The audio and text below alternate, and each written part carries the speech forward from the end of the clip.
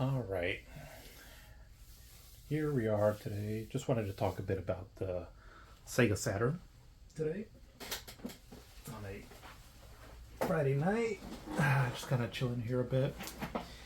Sorry for the sound quality right now. I normally use a microphone, but my phone hadn't charged all the way, which is what I use to film. And so I'm currently have it hooked up to a charger because I don't have like a way of connecting two things right now to my phone on USB-C, and so I'm right now using the charger, but once it gets charged off enough, I'll be able to plug in the little dongle that I have so that I can then use the microphone. So give me about a few minutes, maybe about 20 minutes or so, and then I'll switch over to hopefully improve the audio on this afterwards. But today I just wanted to play some Sega Saturn. I'm going through 5th generation systems this month, and it's Sega. And so right now I just wanted to kind of check out the games of the Sega Saturn. So I'm not going to be really playing anything too in-depth right now. I mainly just wanted to just browse through some games, play through them a bit, just really reminisce on this system here. And we'll go from there. So I wanted to start off with Virtua Fighter, but I hadn't really gone through this one too much, the Virtua Fighter remix. If you don't know, basically when the Sega Saturn first came out back in would have been late 1994, so Virtua Fighter was released. Virtua Fighter was a really popular game in Japan, and so when it sold with the Sega Saturn as a launch title, it sold almost 1-to-1, from game to system ratio. Oh, excuse me. And so it was just a really popular game, and it helped the Sega Saturn take an early lead over there in Japan.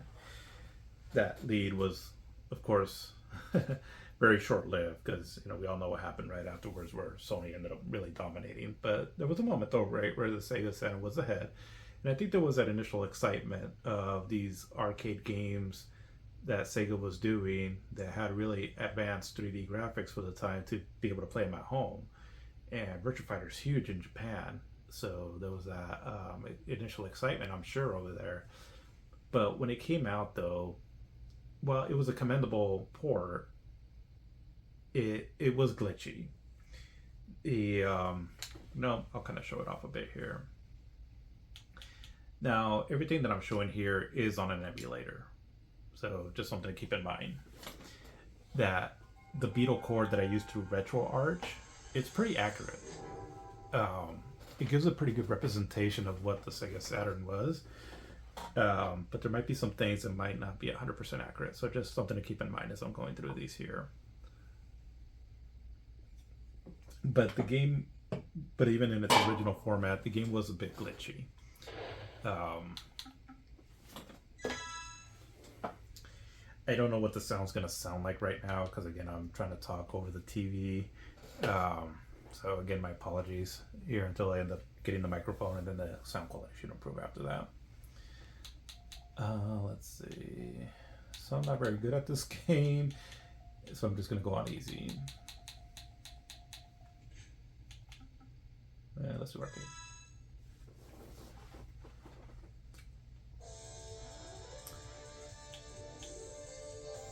I kind of miss how they used to have like these little bios here for characters. Like, does anybody really care that Jeffrey likes reggae music? Maybe not, but I think it's cool, Instead of like skydiving, he likes training. Let's go with Jackie. Jackie's usually been my go-to for Virtua Fighter throughout the Virtua Fighter series.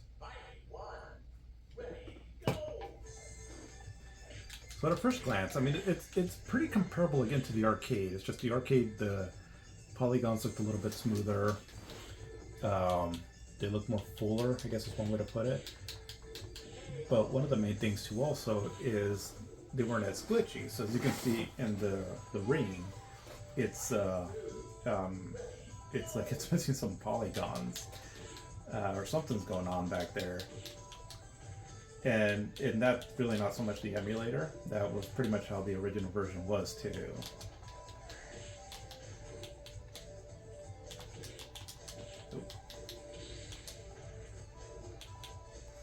But other than that, I mean, for being a launch title, for 3D games being so early, with the developers being, still pretty new to developing games like this, it's still pretty impressive.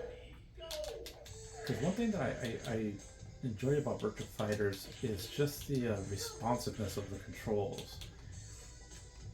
And previous 3D games prior to this, I just always felt that they had an issue with how quickly your movements were done on screen when you push a button on the control. Because in 2D games, I mean, it was like quick, right? For the most part.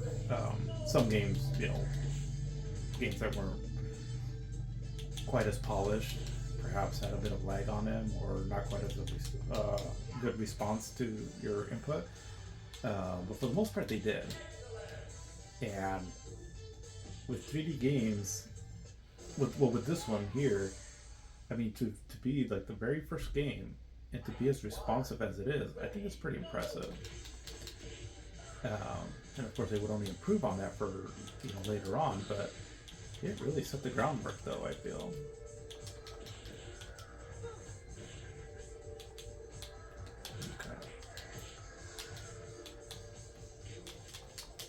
But yeah, so again, as you can see, right, there's a lot of clipping in the background. So not bad, but I think that when Sony came out, and this is just my thought, but when Sony came out and they were showing just a level of high quality 3D graphics that they can do at that time, there must have been some kind of like bit of a wake up call at Sega, because Virtua Fighter and then Daytona.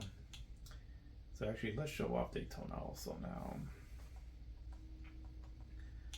Okay, here we go. The gameplay was good. There's no denying that. But we were really wanting to see these 3D graphics, right? And it was kind of like a first impression thing is everything at that time. And so when you had these games that were just a little lackluster from what we had seen in the arcade, it was kind of like, we're so kind of far away of achieving the level of like high quality that these games were. Now, Virtua Fighter, the first one ran on a Model 1 arcade board, and then this is a Model 2 arcade board. So, I mean, it's still impressive. I still think that given the time that they probably had to make this, given the newness of developing for this console, let alone the Saturn was pretty difficult to program for, it's still respectable, right? Because if you see the arcade of this, if you've seen the arcade of this and you're coming to this, right, immediately you're like, oh my god, this is quite the downgrade. And then if you've seen like Ridge Racer also, which came out around the same time on the PlayStation, I don't think this was a Saturn launch game in Japan, but it was a Saturn launch game in the US. So Ridge Racer would have been accessible, I'm pretty sure, around the time that this came out, at least in Japan, because in the US the PlayStation came out later. But let's say around May of 1995, when this Sega Saturn launched, Ridge Racer, people have already seen Ridge Racer, and that was a pretty good port on the PlayStation.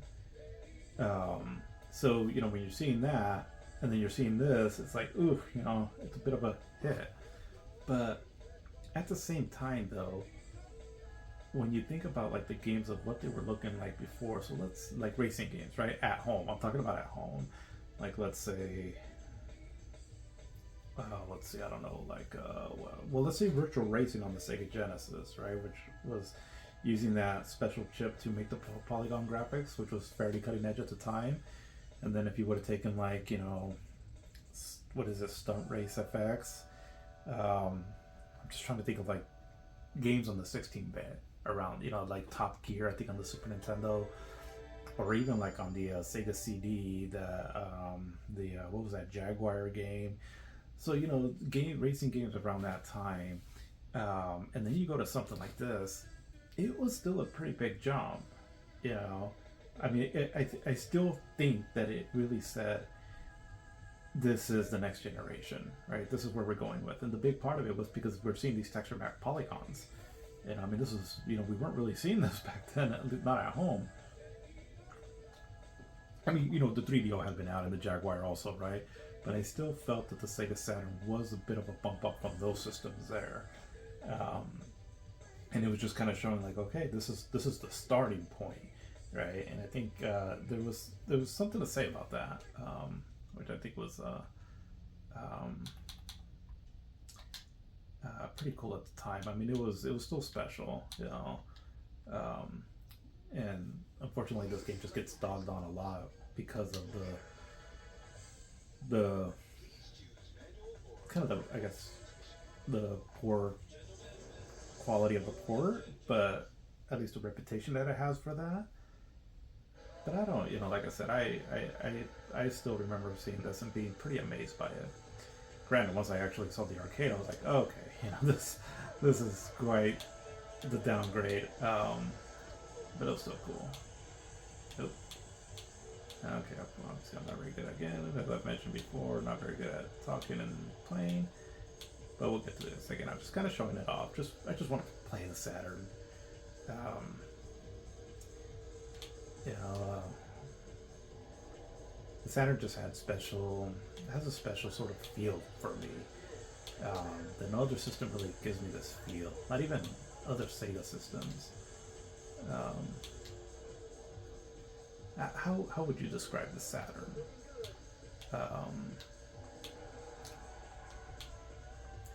It had these cool Sega arcade games still. You know, that's again one thing that Sega was always good at. But it had very unique games too. Platformers, action adventure, RPG games too. And I say that because it's not really what people remember the Saturn for. But it had good stuff in there though. I think people associate the Saturn more just because of its arcade games, but there was just so much more to the system. And I think because of that, it has a very unique feel to it. And this is with a lot of the poor decisions that, you know, admittedly, Sega did do with the Saturn. I think one of the biggest ones was, and this is why I think Nintendo has held on as one of the more legacy game developers, is because Sega was just all about trying to innovate, you know, do things differently. And so I can't say for sure, but it almost seems like they maybe didn't want to go back to some of their games that made the Genesis popular because they were just trying to put out some just new stuff out there, which is cool. I mean, it's one thing that we always complain about nowadays, right? That we don't have enough original IPs. But at the same time, I feel like you need your kind of like your baseline of franchises that you can continue on, at least for a while, to sort of maintain your, I don't know, I guess your fan base happy, right? For what made you popular in the first place. So, you know, one of the biggest examples is Sonic. You know, I mean, Sonic just blew up on the Sega Genesis, and we never had an actual original Saturn or Sonic game on the Saturn. There was an attempt at one, Sonic Extreme, but there was a lot of turmoil with the development of that game that it just never happened. But like, we also never had a Streets of Rage. We never had a Phantasy Star. The Sega Sports lineup, there were some games, but it just wasn't quite what it was on the Sega Genesis. We had a lot of cool arcade ports, so, you know, like Daytona, Sega Rally, Virtua Fighter, and all that. So that's Saturn excelled at that. But I don't know. What about like an Outrunner? You know, like a new Outrun game or a new Afterburner game. But then let's also mix it up with more different, varied kind of games, right? Not just arcade style. We did get a Shinobi game, Shinobi Legions, and I like that game. I do. Shinobi Legions is a good game. Okay, it's if you've never played Shinobi, if you like Shinobi, so if you're a casual Sega fan, or you played Sega games on other systems, so let's say you play games on the Switch, and you're you maybe bought the Sega Genesis collection, and you're going through the collection there, and you've heard about Shinobi, and you played Revenge of Shinobi or Shinobi 3 probably, because that's kind of like the more popular one. Although I will say, side note, I prefer Revenge of Shinobi though. I just like the vibe of that game more, and probably the soundtrack too from Yuzo Koshiro. It's just Revenge of Shinobi is just an amazing game. But anyways, so you've gone through Shinobi, and you're like, wow, this is good, and rightly so, right? It was one of Sega's biggest franchises that they had during the Sega Genesis game, one of their more popular mascots. Well, the Saturn had a Shinobi game, Shinobi Legions. Since we're kind of talking about Shinobi Legions, so just throw it on here real quick. But I don't know how many people really know about this game. And it's sad because it's actually a good game. It's just that it has digitized graphics, which, Mortal Kombat was popular, but not a whole lot of other companies were really pulling it off, right? Where you can make a quality game with digitized characters. But this game works though. And actually, to be honest, if we're talking strictly gameplay, just your options that you have as you're playing the game, how your character feels and all, this one kind of, in a lot of ways, can beat Revenge of Shinobi and Shinobi 3. Because it plays more like those games. Because Shinobi's kind of split into two. Well, kind of three. But one of those involves like 3D games, and we're not at that point yet. But kind of two different kind of styles of games up until where we're at right now. So the very first Shinobi game was just Shinobi. It was an arcade game, and that game was, one hit you're dead. Kind of more, I don't know, I guess it played kind of the same, but had more maybe of an arcadey feel to it. Just check this out here. Oh, he's serious. Whereas Revenge of Shinobi games, Shinobi 3 and Revenge of Shinobi, they were arcadey kind of, but had a bit of an adventure element to them too. They were a bit more in depth. But like in the first kind of Shinobi game, so there was the original Shinobi from the arcade and then Shadow Dancer. Both excellent games, especially Shadow Dancer, that was really good. But then you had the Revenge of Shinobi style games, which the Revenge of Shinobi, Shinobi 3, and then this one. So again, what you could do like in these kind of Shinobi games, probably the main thing that sets them apart is the double jump, which there's a certain skill to master that, and which become a big deal especially as you get into some of the later stages where your timing of the jump is very crucial.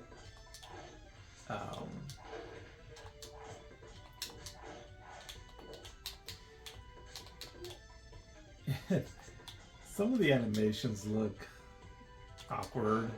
Like the double jump does look kind of weird, but it feels pretty good though. Still, I mean, it's pretty responsive.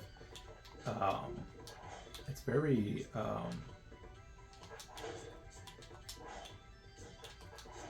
given the potential for the awkward animation, they were still able to get the controls to feel pretty spot on to the original Shinobi games, or Revenge of Shinobi style games, which you don't always see, right? Again, when you're going from pixel to digitized characters.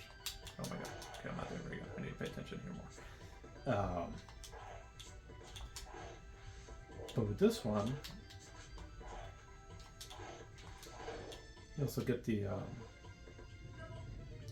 you get more moves, and which makes in a lot of ways just a funner character to control. like for example the block, right? It gives it a certain different strategy, right, where you have to kind of be more on your defense now.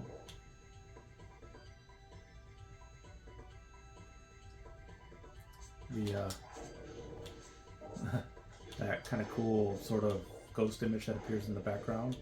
This is sort of like this version of the POW power up that you would get in the other games. It's a pretty cool effect.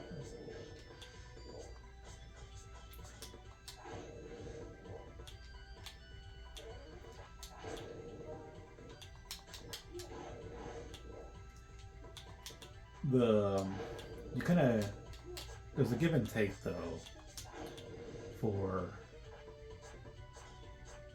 what we gain in this kind of style of Shinobi game, or in this Shinobi game, that we kind of lost though.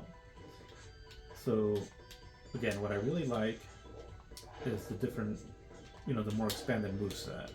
So again, you can block, you can run. Well, you could run also in the third Shinobi game. And also your sword play is more expanded on, because you rely more on your sword in this one than you do in the other ones. In the other ones, you're just pretty much mainly using your shuriken. Where in this one, you're using more your sword. I haven't really used my shuriken so far. Where in the other ones, that's pretty much what you're doing. But what you lose in this one, though, is you're losing your magic, because the magic I felt was pretty iconic in the other ones. This one you have magic, but it's a bit more limited. Oh.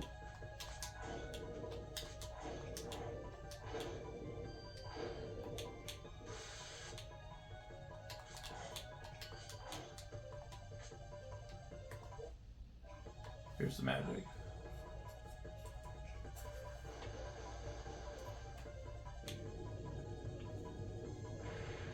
Cool, right? But I think that's it though. I think that's the only magic that you get in this one.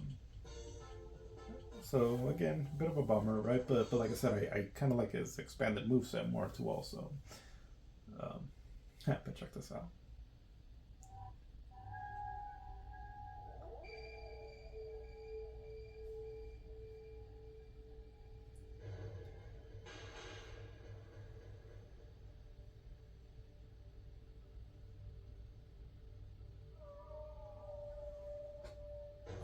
Pound against the wall. Serious stuff.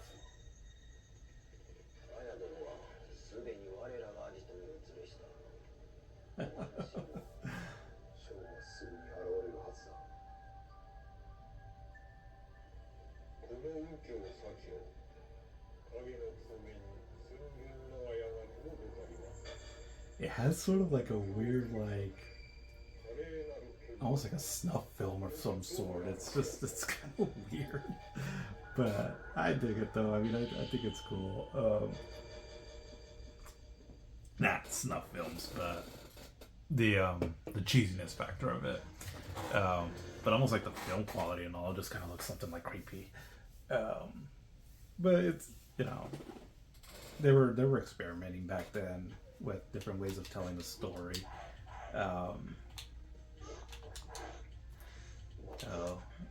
It's just, it has its charm.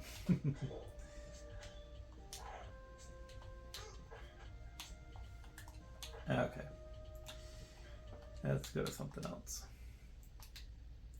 Alright, so I'm just gonna say it now because you'll probably see it in a lot of my videos here, is I do use save states. Seems to be like a big old controversy with people using save states. For me, I'm all about, like, enjoy your game. Games can be very competitive, and I think that's cool. I think that it's for people that play games competitively. I think that's, I admire the talent and the skill behind that. I think it's great. Whether if it's like doing something like real competition, like if you're in I forgot, like Evo fighting games or something like that, or if you're a speedrunner, or whatever the case is, right? I mean, I think that's awesome. But at the same time, I'm a casual player nowadays. I'm getting old. I don't always have time to play games, and sometimes I just want to get through a game though, kind of slowly sometimes, but I don't want to restart each single time. And a lot of games back then didn't have a whole lot of save options. So like Shinobi Legions, for example, you have to play that game from start to finish. No, it's not a long game. It's like, I don't know, maybe an hour and a half or so, maybe 2 hours, give or take. But I don't always have that time to play, so I'm gonna use a save state. If I just want to save it right there, and maybe in a few days come back and start off right there, right? And so that's just what I'm about nowadays. It's just playing where, however you want to play, and I say this just in general, right? But however you want to play, where you're just having fun, to relax.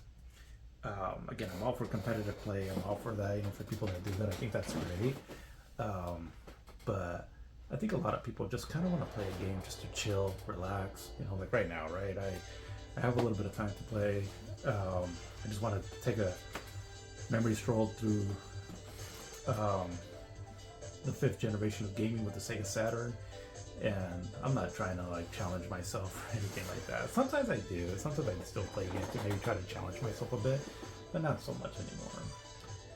But anyways, what you're seeing here, so going back to originally how they started this video, is Virtua Fighter, but Virtua Fighter Remix. So bringing it all together. So again, as I was saying, right, the Sega Saturn kind of struggled out of the gate, right, with some of the ports that it had. So they made this game, I want to say,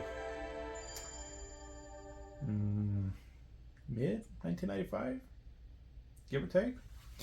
Yeah, 1995. Yeah, so it did come out in 1995, and it was just kind of almost like an apology that they released this game to kind of say like, hey, we know that Virtua Fighter arcade port that we had wasn't maybe the best. Check this out. Look at what we're doing here, right? The Saturn can do 3D graphics. Check this out. Not only is it a much better port, but it's also texture mapped. Which not even the arcade original was, because the arcade original had flat shaded polygons. Now, if that makes this one look better than the arcade version, I don't know. I mean, sometimes in certain ways, flat shaded polygons can age better than early texture maps.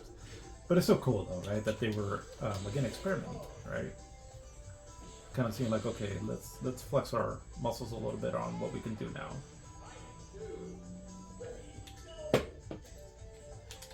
So this is running at 30 frames per second still.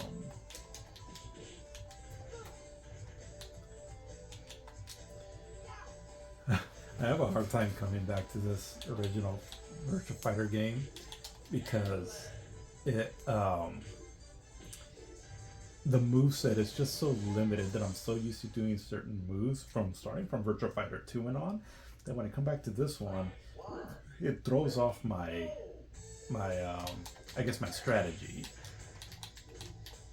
See, like right there, I would want to kick him on the floor, but it doesn't seem like you can do it in this one.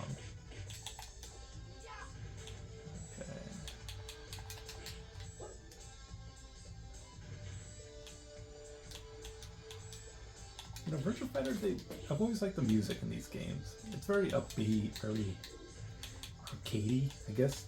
Sega arcade music. It's a style, it's a how they say nowadays, it's a vibe.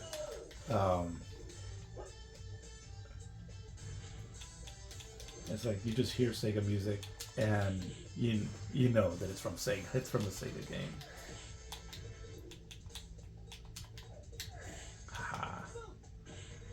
Now, of course, I'm playing this on easy, so.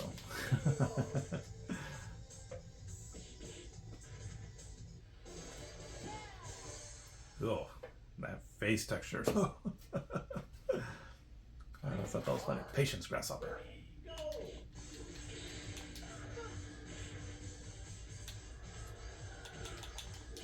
Oh. I thought the song in this stage was pretty cool. Techno, God, that was the thing back in the '90s.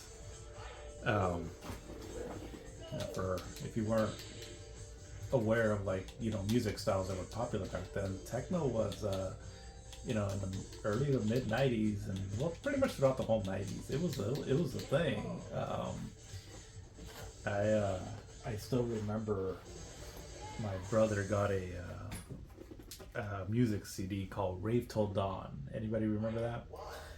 And it was just hearing some of that synthesis, whatever instruments they were called to make those sounds back then.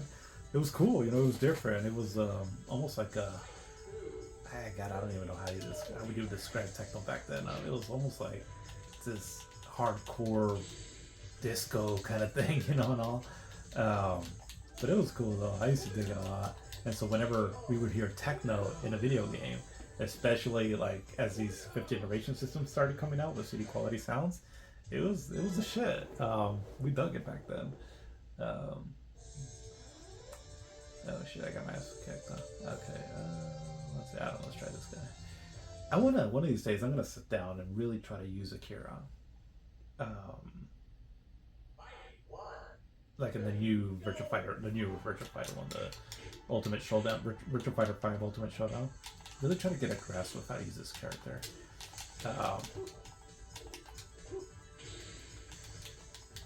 Because I love seeing people that know how to use him. Because he's a very slow, kind of focused counter striker almost, it seems like. But his moves are just really complex to pull off. Oh.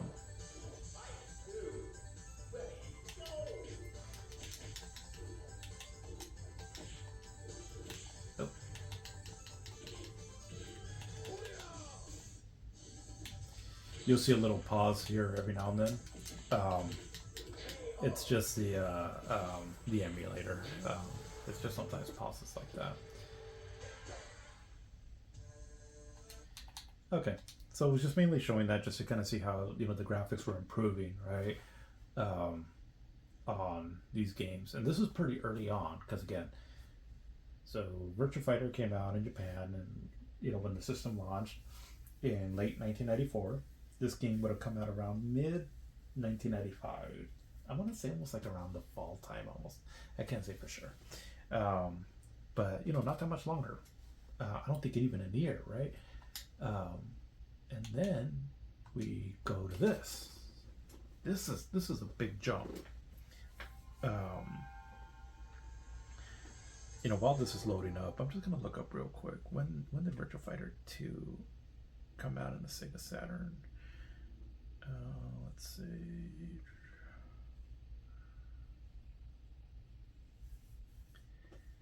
Virtua Fighter 2 Saturn.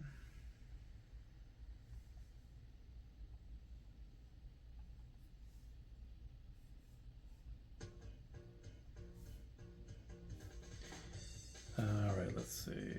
So according to Wikipedia, so it came out, so November 30th of 1995.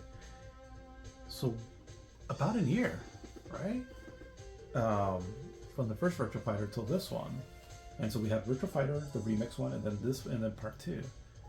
And I mean, immediately when you put up this game, you just see the difference.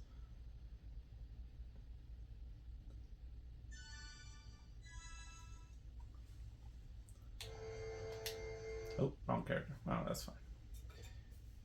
I used to kind of use this guy a little bit.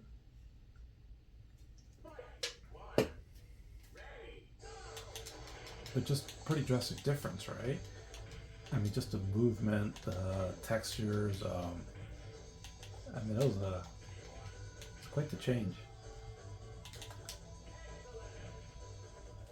Poked his ass.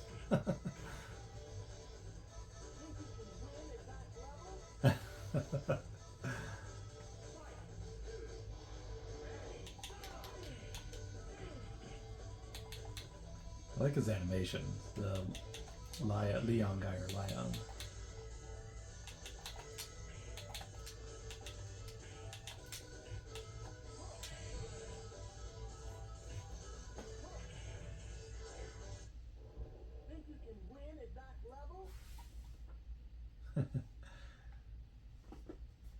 Maybe, maybe not. But that life jacket, man, that's a choice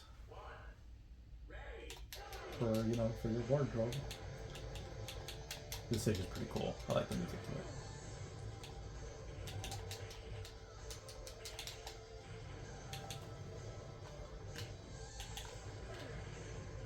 Ooh, what was that I did?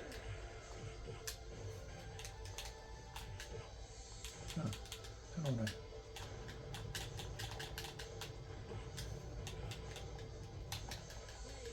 The music too, and this is pretty cool.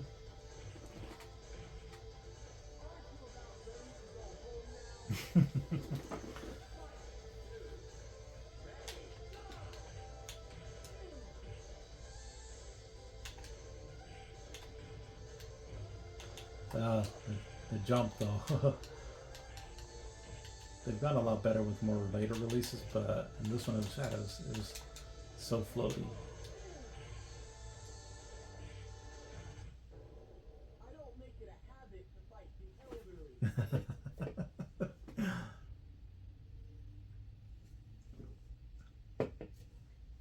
Load time's not too bad in this one either. Yeah, so these were the two new characters that came out to the Virtua Fighters 2. Leon and Shun.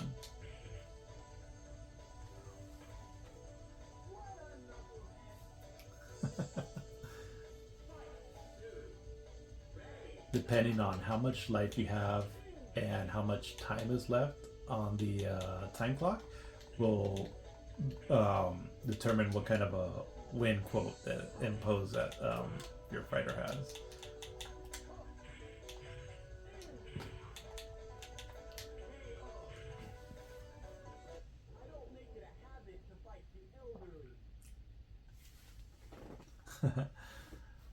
All right. So I've already kind of gone over this game here in a previous video, so I'm not gonna go too into depth here.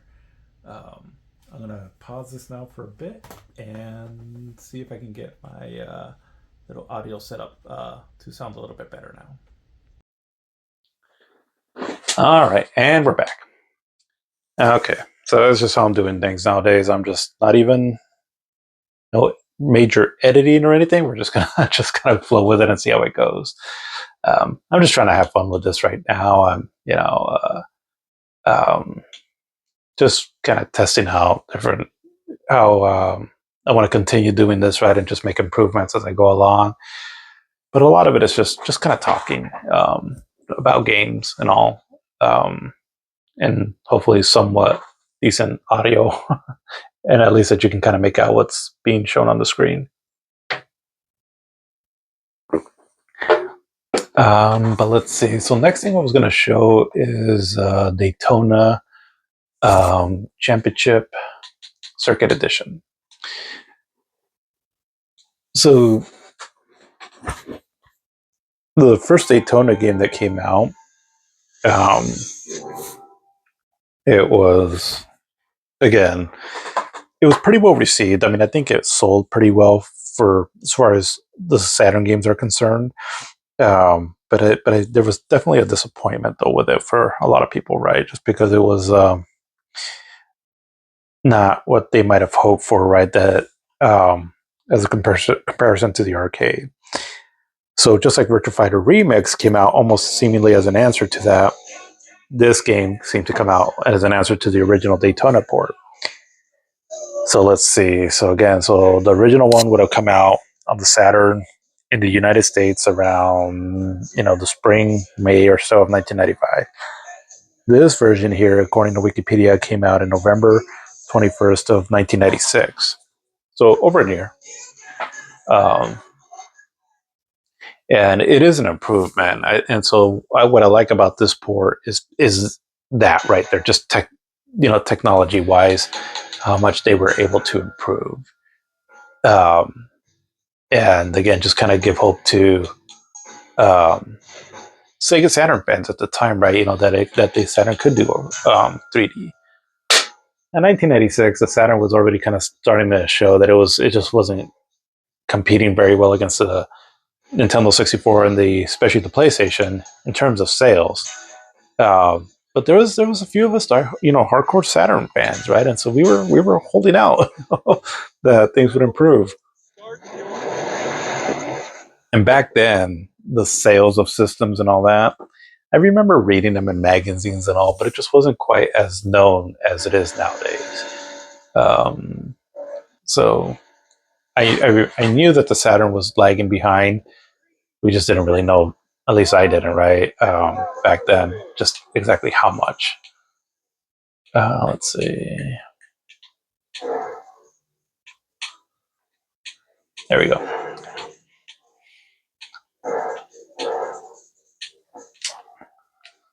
So definitely, again, the graphics are much better. The frame rate is smoother. The draw distance is improved. Um,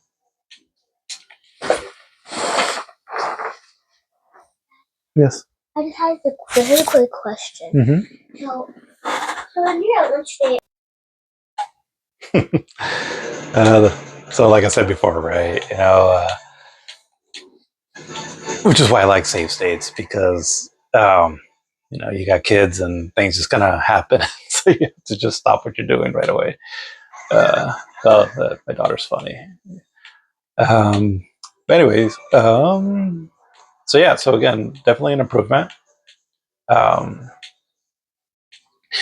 as far as graphics goes, but it has better graphics than the original port. It for sure does. But there's, I don't know, something about this one though. Maybe it's because you don't start off with the original car. Um, something about the color palette. I don't know. It's kind of hard to put my finger on it, but it does lose a certain something in the look of the game. I mean, the stage is the same. It has the same track layout and all. The stuff in the background is, or just the scenery and all, is pretty much the same. Just something about it that I don't know, just feels a little different.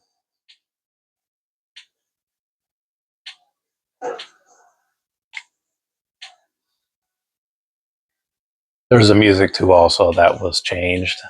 It's like remixes of the original, which they sound fine, but the original's it's classic, so it is kind of lacking here that it's not here.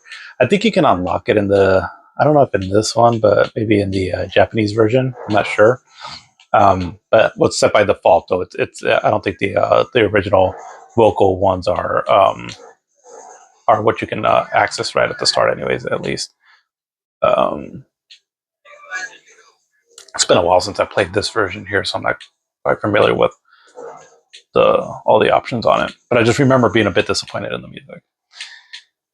But the other thing too, also that this game was criticized on is um, the the handling of the vehicles.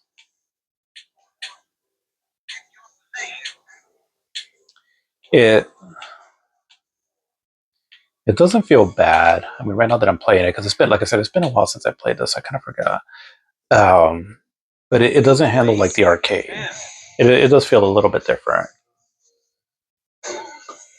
and it's one of the main things that this game was criticized on was for that, because you never really hear about this one too much, right? And I think it's mainly because of that. Because the original one, it feels a lot like the arcade, and this one supposedly didn't. But I'm playing it right now, and it doesn't feel too bad though. Oh, let me go. But another cool thing that this one brought is that it brought new tracks, and so original tracks to this version. So here's one right here.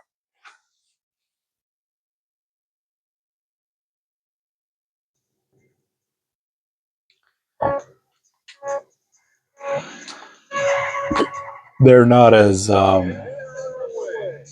they're not as memorable as the original three, but it's cool though still to see.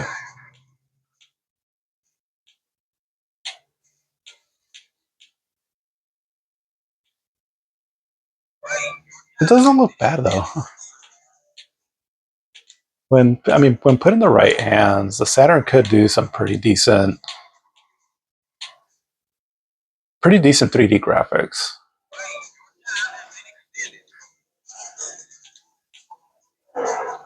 And what was cool about back then too is that the systems had a very unique look to each one in the graphics.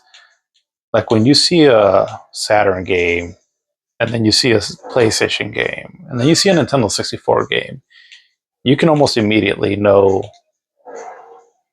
what system it's for just based on the graphics alone because they all had a unique look. Like the Saturn, um, I mean, it could make some really good 3D games, um, but sometimes they didn't quite have like it was called like ground shading, where the textures would have a certain like they would have almost like a certain fullness look into them because of the way they were able to shade the textures. So, like for example, if you're looking at a circle, right, and then you have some kind of light around it, you can tell where like it was lighter on the shape, and then where the shadow was kind of on the shape. But the Saturn didn't quite do that as well, and so sometimes Saturn games seem a little bit more, I don't know, I guess almost flatter. Um, but and also a lot of times Saturn games seemed a little bit darker too. But when done right, though, still they can still seem really nice, colorful. Like this game's just oozing with color, right? Nintendo 64 games had definitely not all of them, um, but kind of a washed out look to them, which I found very unappealing in a lot of Nintendo 64 games. Um, and also because even though the textures on the Saturn and the PlayStation didn't seem quite as, I mean, sometimes it almost looked like, oh, I don't know how to describe it, almost like flimsy paper tissue because everything looked a little wobbly, like, you know, no, like they didn't quite look as solid. Um, but they seem to have just more character to them. Where a lot of Nintendo 64 games, they just a lot of times seem more basic, I guess. It's kind of weird to describe. I guess one way I can describe it is if you've ever seen like a game from this generation, mainly from like the PlayStation or the Saturn, but then you see it uprest with really high quality, you know, high definition textures. And in some cases, it's like all of a sudden the game looks more bland. And that's kind of what I feel sometimes with the Nintendo 64. Again, not in all cases, but just kind of generalizing. Ah, geez, what place am I on? In 11th? No, not even in 10th place, not even halfway. Yeah, yeah. Last lap. Let's see if I can get to at least 10th place. Okay, okay.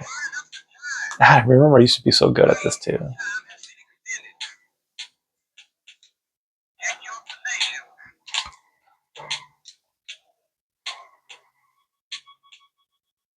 3, 2, 1. Oh,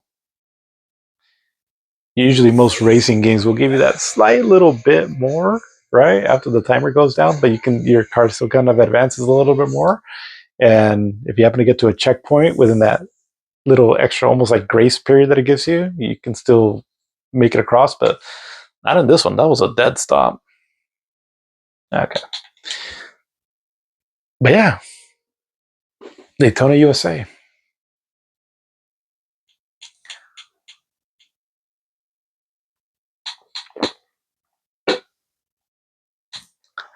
Let's see.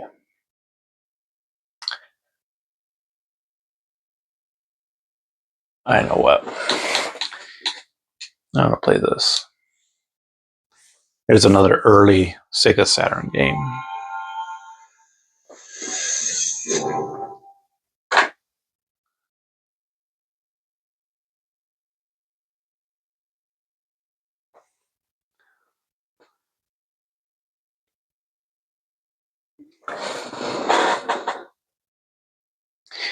I am going to cheat on this. And I'm going to do that by entering the code.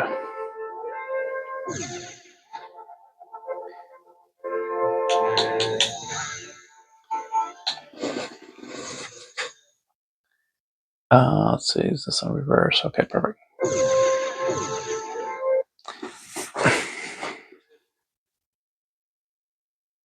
This intro's great. This is early 1995 CG. Um, it's the quality of the video, the models that they use, the quality of the models and all is pretty basic, but it's really well directed, and the music that plays too is just stunning.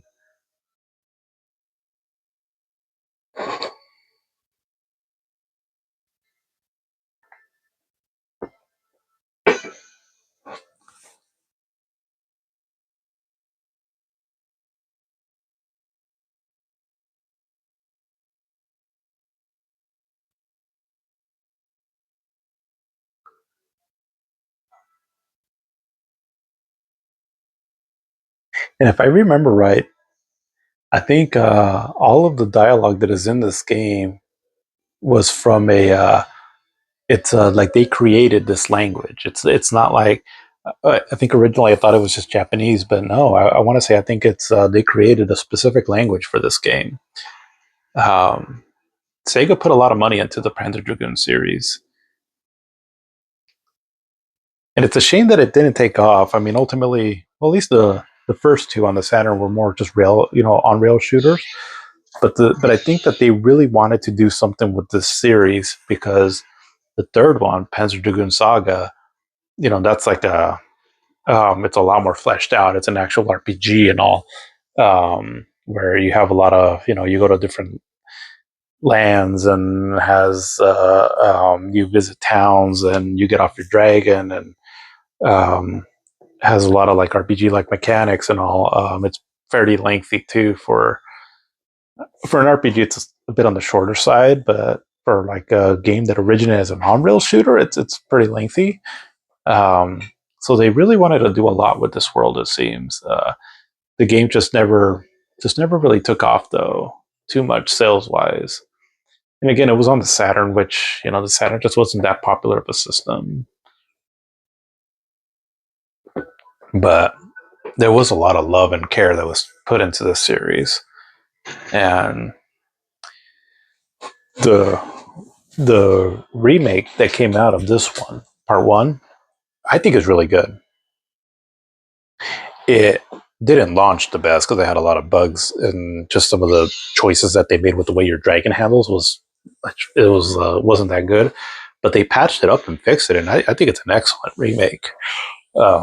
And they were supposed to do part two, but I think it was Forever Entertainment.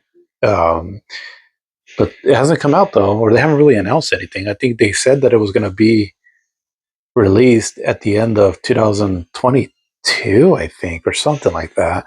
But then it's been just radio silence since. But then they recently came out with a trailer for the remake of the House of the Dead 2. So I don't know. I'm hoping they didn't scrap it because I could imagine that the House of the Dead is probably selling better for them than Panzer Dragoon. So I'm hoping that's not the case, right? Because they came out with this, then House of the Dead, and now they're doing House of the Dead 2, even though Panzer Dragoon 2 was announced. So yeah, I mean, I hate to say it, but I'm almost thinking that they just scrapped the remake of Part 2 and went and decided to do that. But I don't know. We'll see. That's just my speculation because there hasn't really been anything announced on it ever since they said that it was going to come out at the end of, again, I want to say 2022 or something.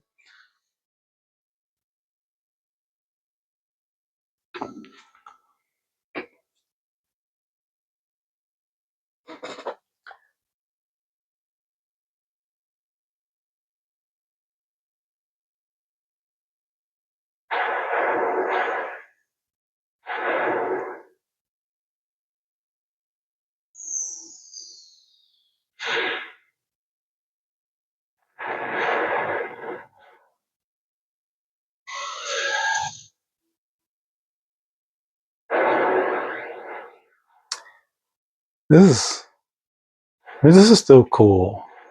Um, Again, the imagination. The I feel sometimes. Well, I should say um, I think it's almost factual to say this that the limitations of the technology back then. I feel like a lot of times it also gave developers new ways to be creative. Um, it just there's just so much imagination back then that I kind of miss nowadays.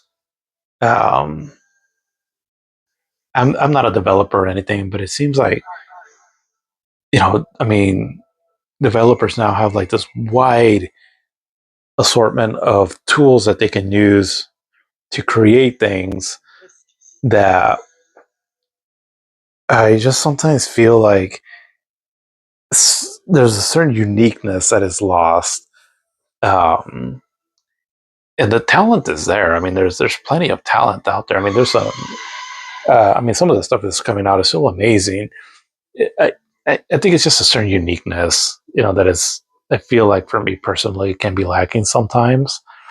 And that could just be me in old age, just kind of, they don't make them like they used to, kind of thing.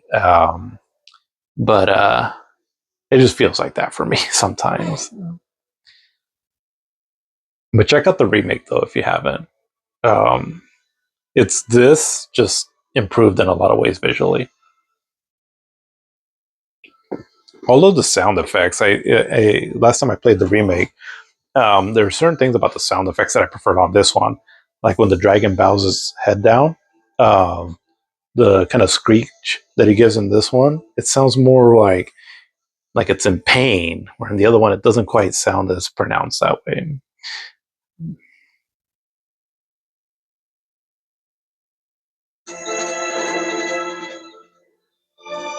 Oh, that music.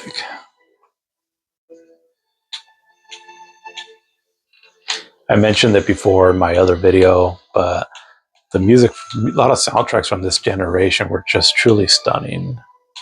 Um,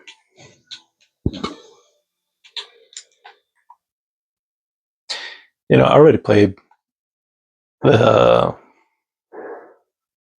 first level on the other one, so I'm just going to jump to stage two. Again, save states.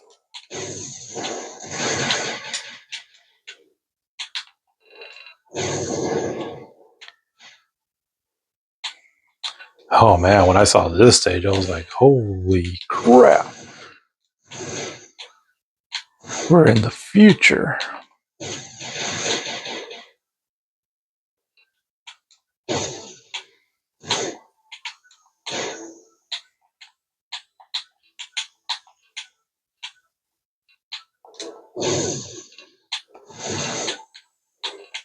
Oh, I'm missing all kinds of. I forgot that they were over there on my right side, I think. Oh, well.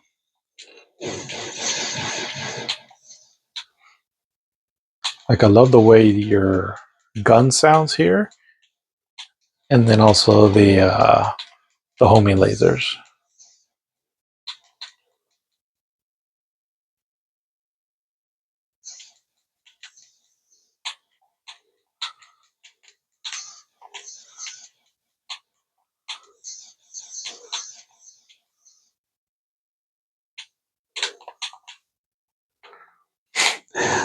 I think I should apologize for if you hear like a lot of clicking. It's the controller to the Xbox Series S. I like the D-pad in it. It's fine for um, not my favorite D-pad, but it's just loud.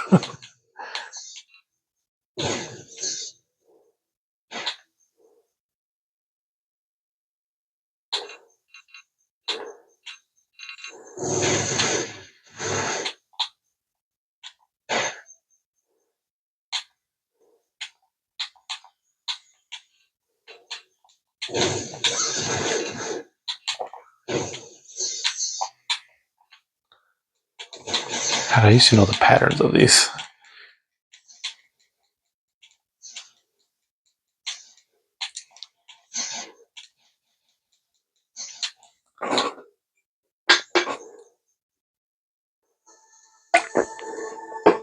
Oh, the way the song picks up right there is just so cool.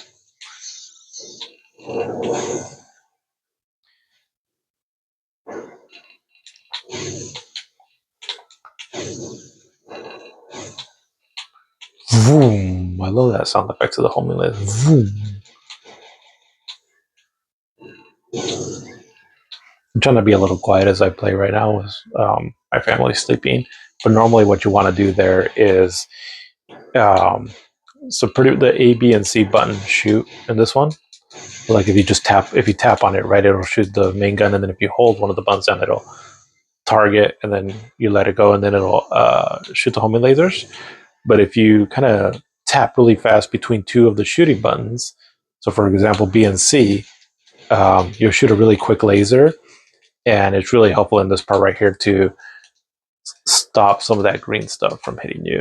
It's just again, this Xbox controller is just so loud, and I'm trying to be a little quiet here for everyone else is sleeping.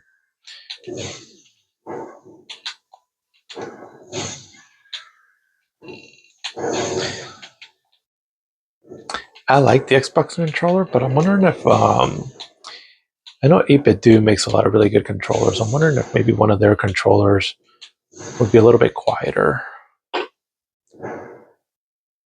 Because I do like the Xbox controller. It's one of my more preferred like controllers to use universally.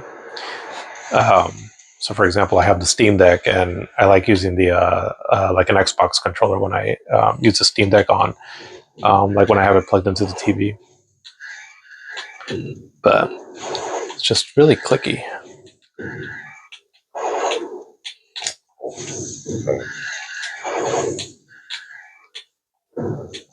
And the Saturn and its transparencies.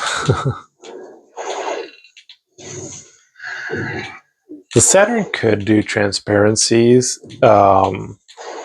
It's just something that they had to put extra effort into. And it just seemed like the Saturn was just such a pain to develop for that. I just don't think that a lot of developers took the time to do that. Which, I mean, I guess it makes sense. You're kind of on a time crunch, I would assume, and trying to get a game out, and you're having to port it to this, and doing all these things on the Saturn to make it look more um, respectable was just more work. Where on the PlayStation, you could just do it a lot easier. Hence why the PlayStation was just a better system to program for.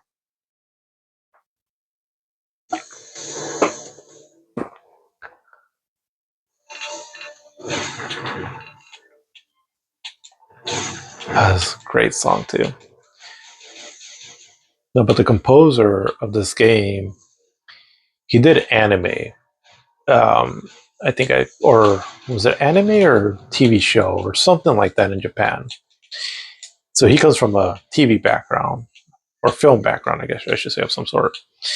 So he's used to composing,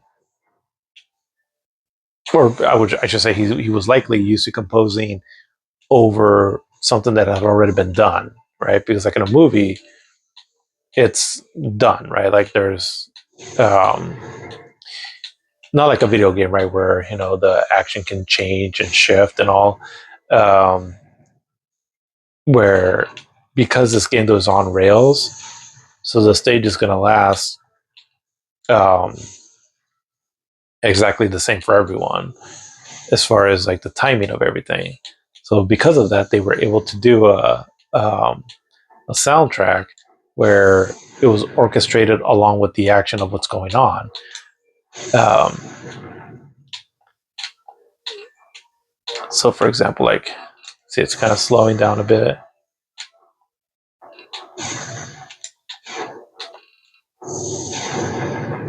And then it starts kind of picking up a little bit as you're going through this gate.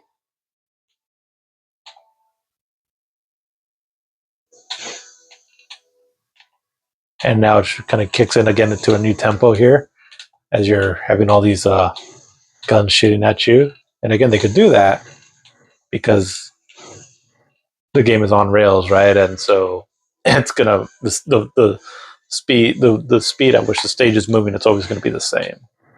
and it makes for a really dramatic effect, basically.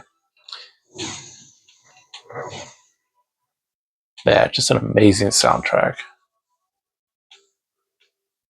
And it was the only one in this series that had this composer, or that the music was done in this way. The other games have great music. It's just that this one really went for something else, and um, it really stands out.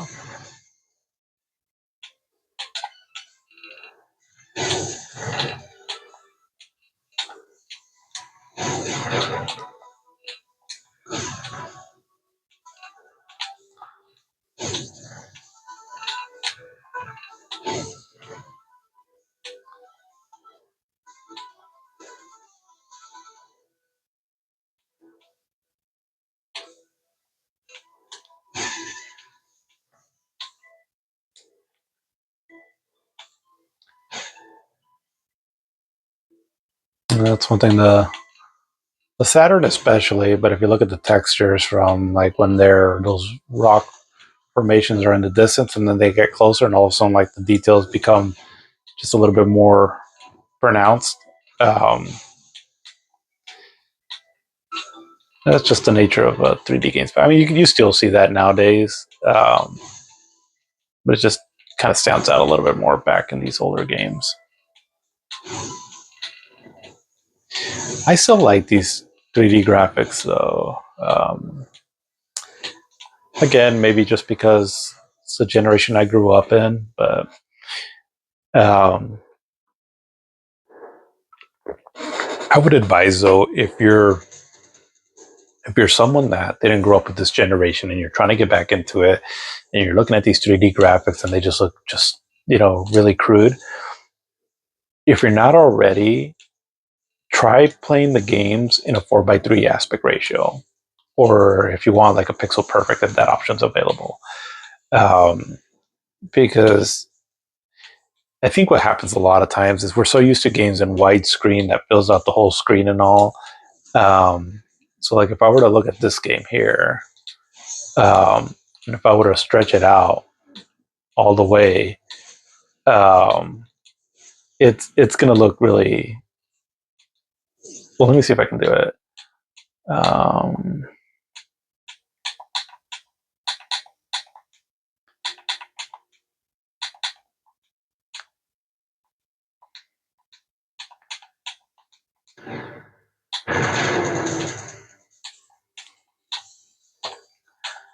I mean, everything just looks really stretched out. Kind of makes the imperfections of the graphics just sort of blown up a little bit more, um, and so again, everything can just look kind of not very good. Um, so just try playing it again in like a 4:3 aspect ratio at least, um, and maybe it just won't seem quite as bad. But doesn't work for everyone. Again, some people. Oops! Now I'm just breaking stuff. There we go. But just my advice.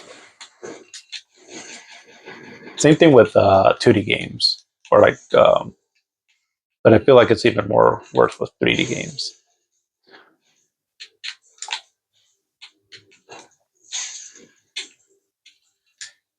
Kind of a weird looking contraption kind of thing, but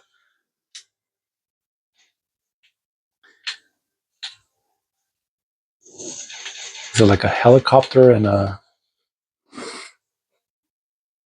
skyscraper with feet? Whatever you want to call this. The in the remake, it looks pretty cool though.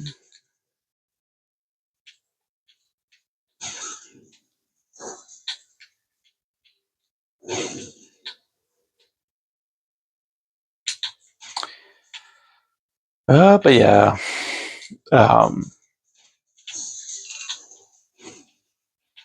sometimes it's good just to kind of come back and play these old games. Just I do it a lot for nostalgia's sake. Um, it just reminds me of my childhood, reminds me of different times, gives me a certain sense of peace, I guess. Um,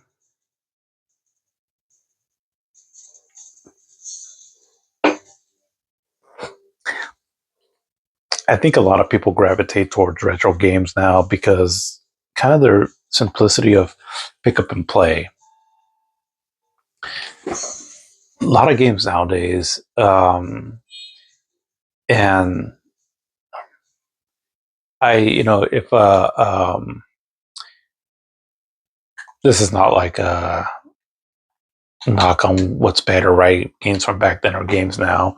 Games nowadays, can be just truly amazing. But the one thing that I do miss about games back then is again because of their more pick up and play nature. There's times where, and I think this is why I don't quite go back to like more modern games as much as I do to like older games. And it's just because modern games, a lot of times, there's a lot of times there's just a big commitment to get into them. Um, in a lot of different ways. Um, just everything from like booting up the game, getting through a tutorial, getting through an intro little section, right? Until the game kind of gets up and going, right? Where you can actually move your character around and all that. A lot of times it takes a while. And well, it can make for a very immersive experience, especially when you're first playing the game, where you have time, where you're going to sit down and really experience something. It's amazing, right? And I love that games have gone there. I really do. But sometimes I just want to sit down and play, and and that's why a lot of times I also go back to retro games because of that reason right there. I could just jump into a game, get into it a lot quicker, even like an adventure game and all, right? It just doesn't take that much time for it to get up and go. Um, it just respects your time more. Um, and I do appreciate that from a lot of these older games. Let's see. I think I am going to play Guardian Heroes, but I'm going to play the Xbox version.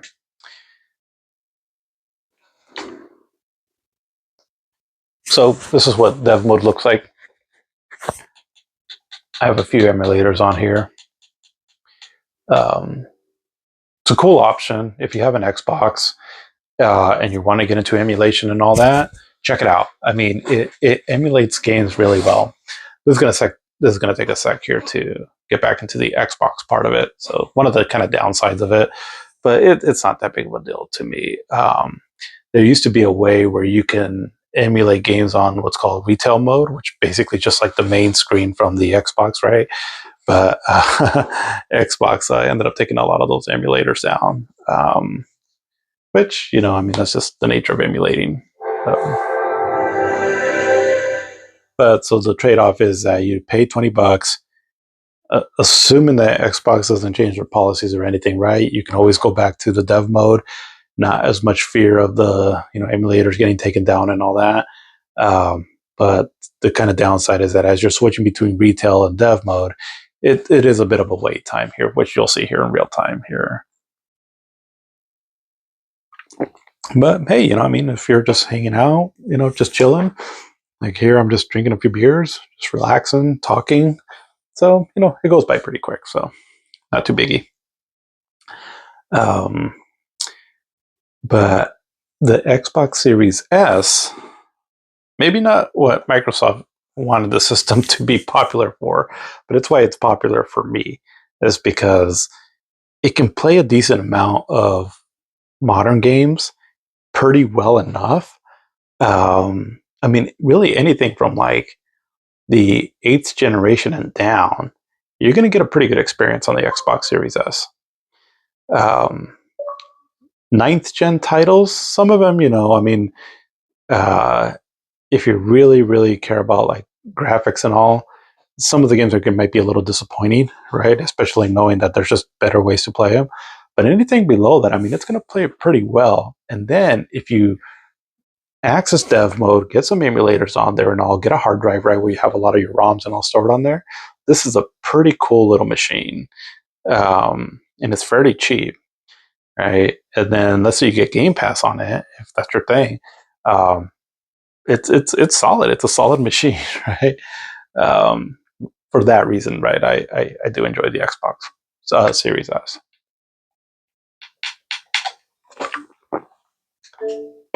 But as you can see, so that was the wait time, right, from going from dev mode to retail mode.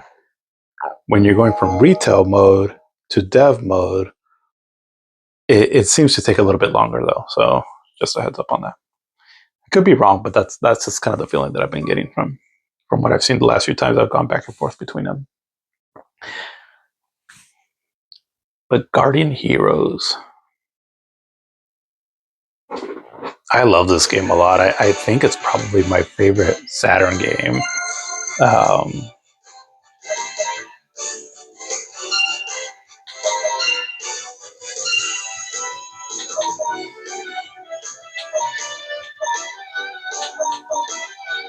Screenquake, not sure what that is.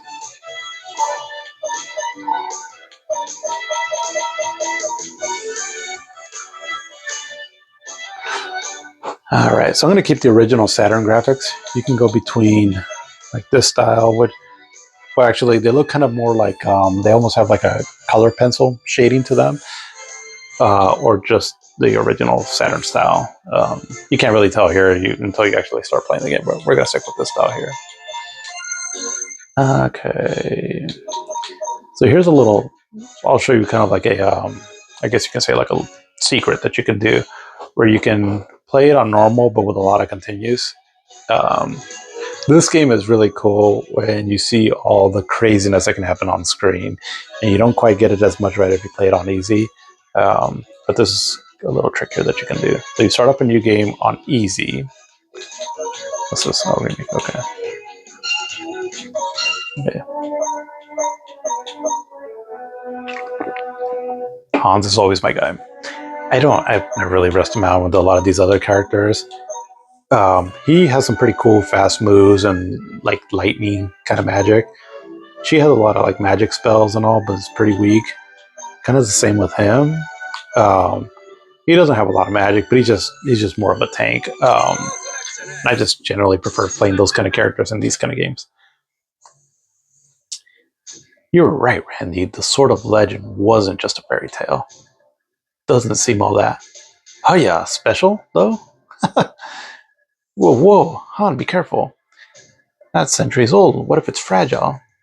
Ah, a sword that breaks like a sword that breaks is like a dog that meows. What? Anyways, there's no proof we've even got the right sword yet. You know how to find out? Go stab us some dinner. I've got a legendary hunger. The Royal Knights are coming. You have to go now. Excuse me? Who are you? Protect that sword. Ah, there goes my evening. You heard the young lady? To the balcony. But what if it's room service?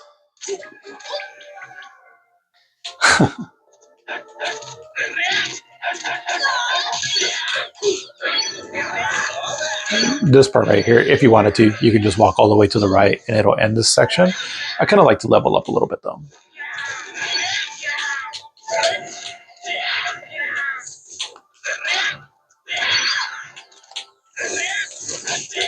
I think usually I like to get to around close to level 10 or so.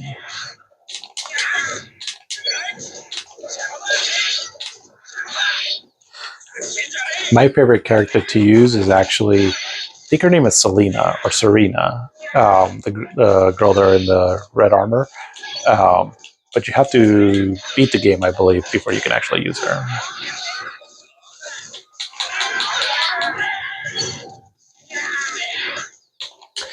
Okay, let's just get one more level and then I'm out of here. Okay, let's go. Time to make a quick exit and look cool doing it.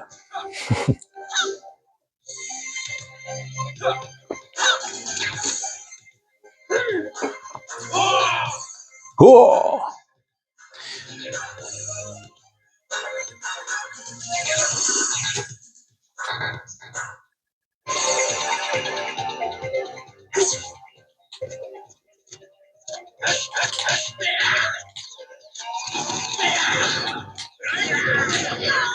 It was clever how they use the 3 planes in this one. How you can go between, back and forth in the towards the foreground and the background. Um, this gives us some cool strategy. It's a cool graphical effect. Um, I feel like this game Treasure made to really say like, okay, this is me speculating, right? But I think Sega was like, you guys did some pretty cool stuff on the Sega Genesis. Show us what you can do on the Sega Saturn to really flex its 2D muscles, and this is the result of it. What you're seeing here is again it was like the Xbox Live Arcade version that originally came out on the 360, but it's not too far off from what the Saturn looked like. I mean, like if you put it like in the original graphics mode, the main difference you're gonna see is obviously the resolution, right? It's just gonna because the Saturn couldn't do this kind of resolution the way like high definition consoles could. The font and the UI, it's gonna look a little bit cleaner, and then obviously you have like you're gonna see your Xbox 360 handle on there. But as far as the graphics, the animation, and all that, it's pretty much the same. Again, if you're in the original mode, the original did on the Saturn did have some slowdown. This one not so much, but other than that, you're almost pretty much looking at the Saturn version here. The font, though, I wish it would have been more of a pixelated style, the way it is on the Saturn. Oh, and another thing too. Also, I don't know for sure. I can't quite tell, but this one might be in widescreen, like an actual widescreen, not like a stretched out image. Um,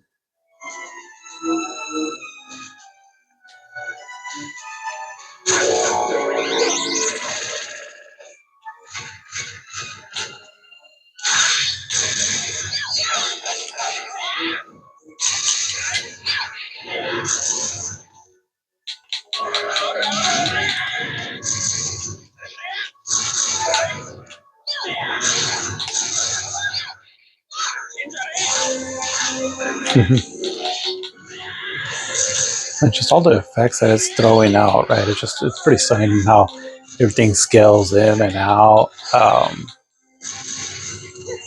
I remember playing Samurai Showdown on in the arcade, and just thought it was cool how it would scale in and out, and thinking that'd be cool, like if you could see that like in a like in an action game or adventure game. And sure enough, you see it in this game.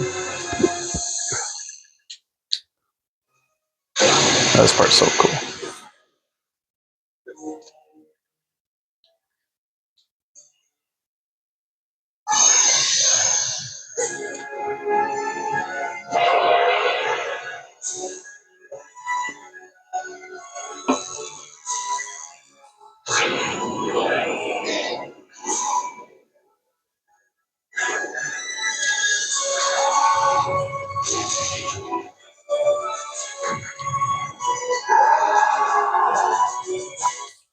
That yell he does there at the end, God, it's pretty intense.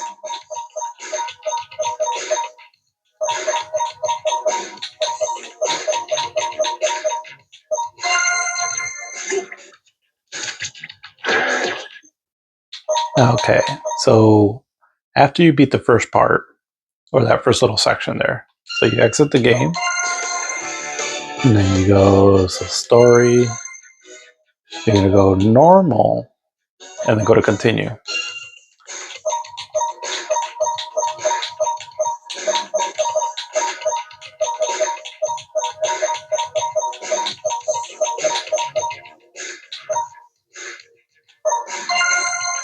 And so now you have all the continues from the easy game, which I believe is 99 continues, but only now in normal difficulty.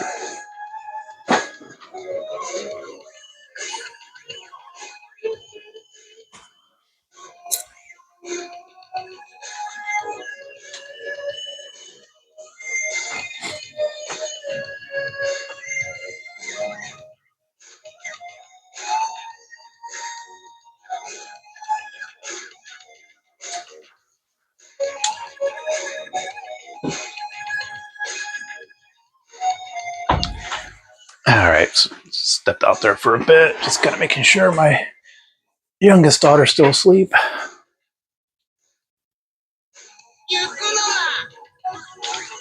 Holy schnitzel.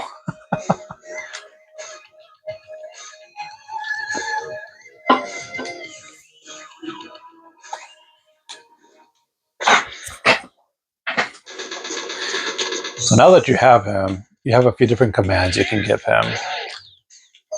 Let's see. I know this one where he goes berserk. I don't quite remember what a lot of these are, but let's see. I'll stick with this one. I think this one just kind of has him attack freely. And he's a pretty handy to, pretty handy ally. Like the AI on him is, it's pretty good.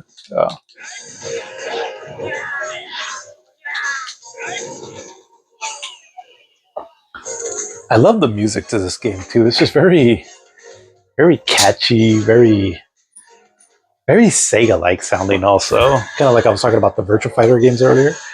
Um, Treasure games just had a lot of cool music too in them.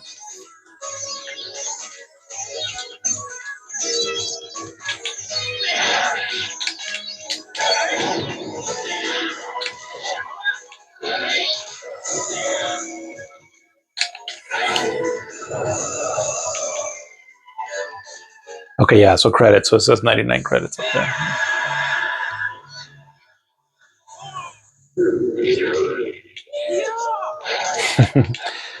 So this game would have come out, I believe, sometime in the spring of 1996.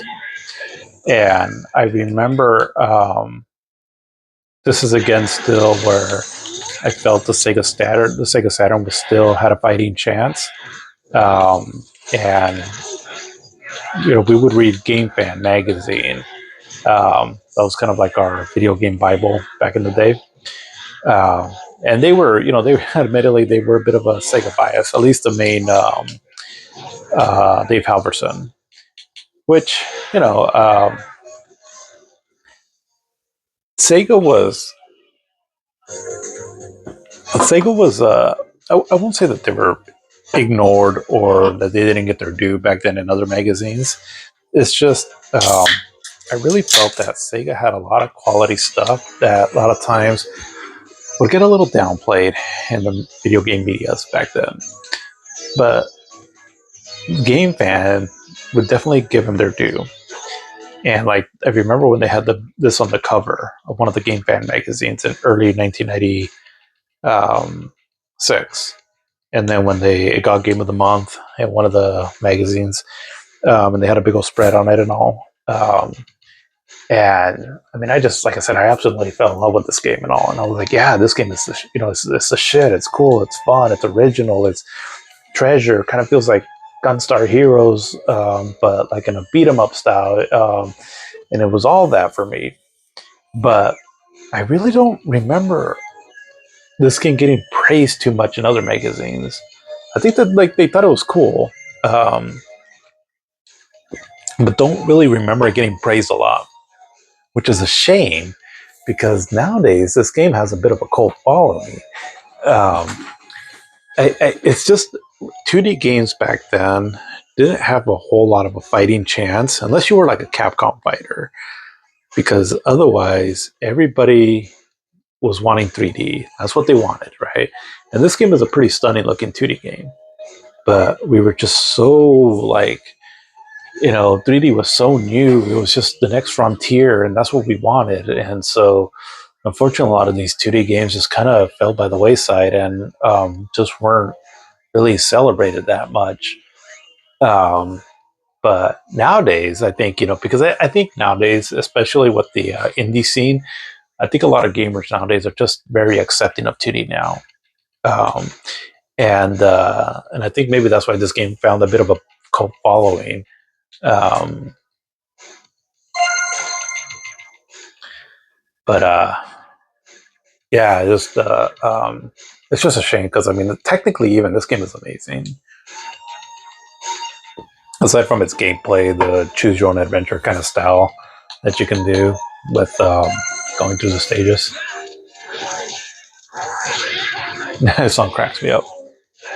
It's almost like a very whimsical, like, oh, let's start some shit. And it has a sort of like a funny, almost feels like, I don't know, it's kind of a weird comparison maybe, but like it reminds me of like those old Batman shows with the cheesy music and the pow, wham, kind of, I don't know, it almost gives you like that vibe, sort of.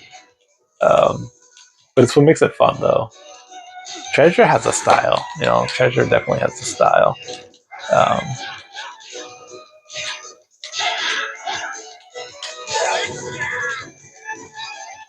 oh, that green guy's my friend. I forgot about that.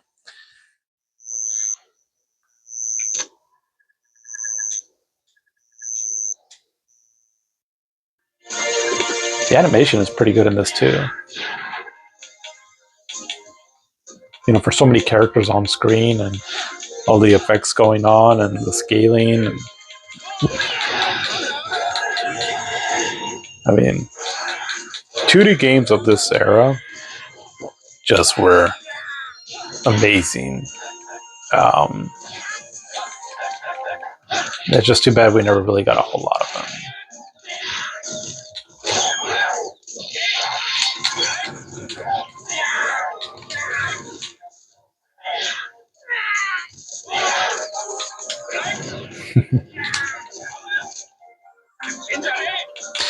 But yeah, I think I want to say I think this is probably my favorite Saturn game.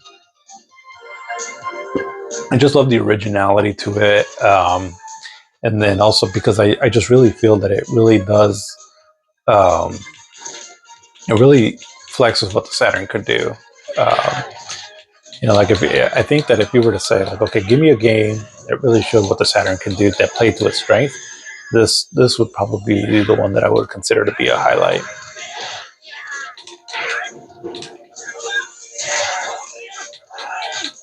I mean, can you imagine if we lived in a world where 2D was more accepted? Well, at that time, right back in 1995, and so where 2D was more accepted, where was it, or where I should say, where it wasn't dying out. Um, it allowed the Saturn to really just flex its muscle with 2D. God, I can imagine like a lot, and so that motivated programmers and developers to do those kind of games. I can only imagine what some of the cool software that they would have come out with.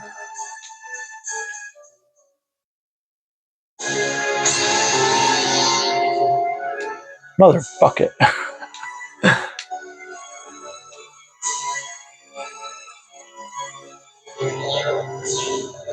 The effects of this robot, some of the attacks that he does is pretty cool. And it was cool too how they mix sort of like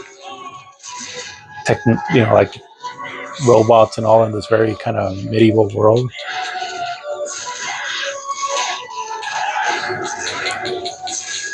The music too, just really go. This is a good attack to kind of clear out. So you push down twice, and then you just push the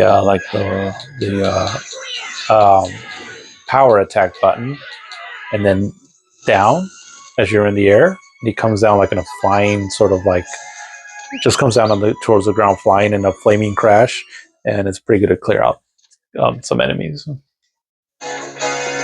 Then I just like the way the music just changes tempo.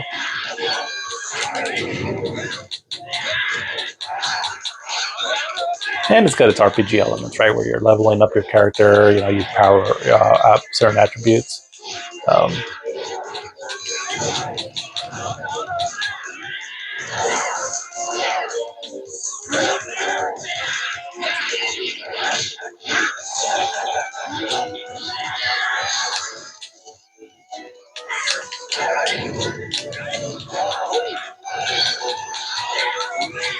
So if there's like an enemy on the field that is not meant to die, you'll just kind of stay alive until you finally clear out the other enemies.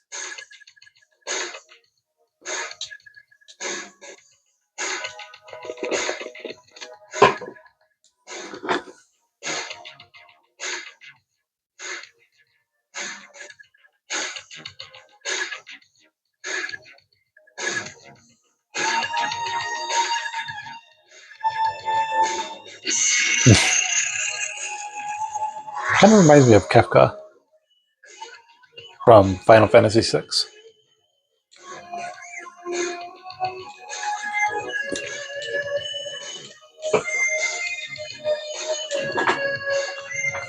Let's see. Let's take the woods.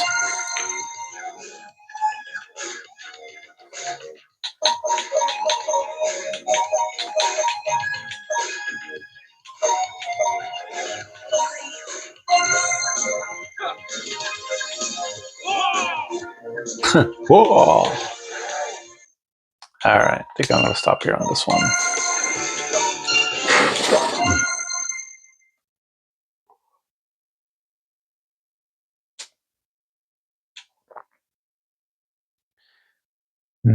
Let's see. Let's check out kind of what the Saturn is mainly known for.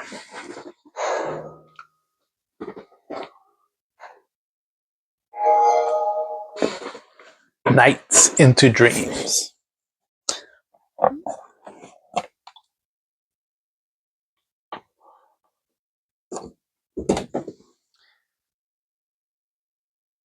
The packaging to this game was pretty cool. It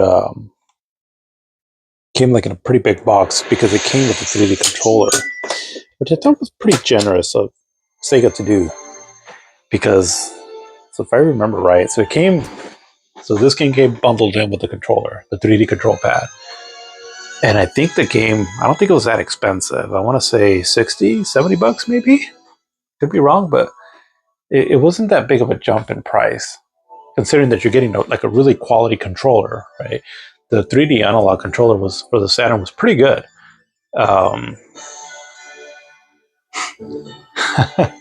The face he makes there, but I just thought it was pretty generous of what Sega did with this game, with the the bundle that it came with.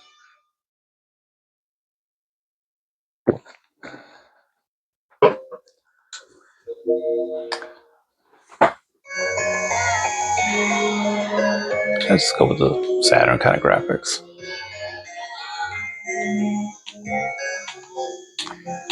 Now, I don't really understand a lot of how this game is played, though. Like, how do you? I understand that the quicker you make it to the end, that you complete each sort of loop, I guess you can say, you'll get a higher score. But I don't know. I guess I just don't understand really the complete mechanics of this game.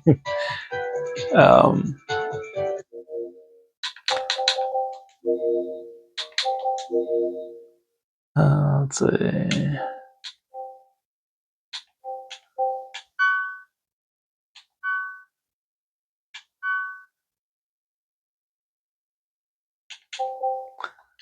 Let's see how this looks like. Oh, wow. This is really kind of shrunken down. Wow.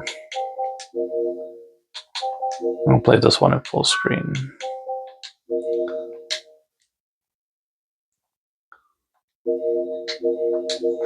And I'm playing it in this one just because, again, I'm just trying to fit more of the vibe of what the game looked like back on the Saturn.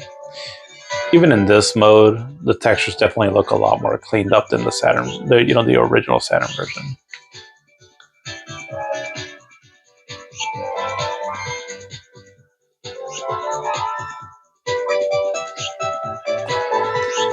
Very colorful, huh? Very imaginative. So, again, what I was saying about the Sega seeming to want to just do different all the time and not trying to stick to like their old franchises that were making them popular. I mean, this is what Yuji Naka was doing.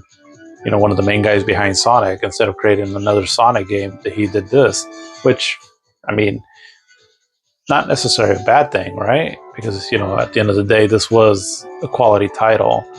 Um, it just would have been cool if Sega just really got the team that was working on Sonic Extreme, if they would have just, I don't know if it was a matter of the support that they got, um, or what the overall story is with that. I know I saw a special on it or a documentary on it once on YouTube, um, but I forgot the details on it. But it's just ultimately, it was just, again, it was just part of the mismanaging that Sega had back in the day. And you know, to touch a little bit on that, it's if you know Sega back in the day before Sonic, this Sega was really about innovating a lot. That's, I mean, they love to do that, and technology wise and all. I mean, look at some of like their arcade stuff. I mean, they had some just amazing stuff that they were doing in the arcades, like a lot of like the sit down cabinets that they had for like Outrun, Afterburner, Hang On. I mean, it was cool stuff. It was really revolutionary at the time. Um, the Sega Master System, a lot of the like the 3D glasses that it had. The I mean, it had a lot. I mean, the Nintendo had a lot of like accessories too. But Sega just always seemed to be doing.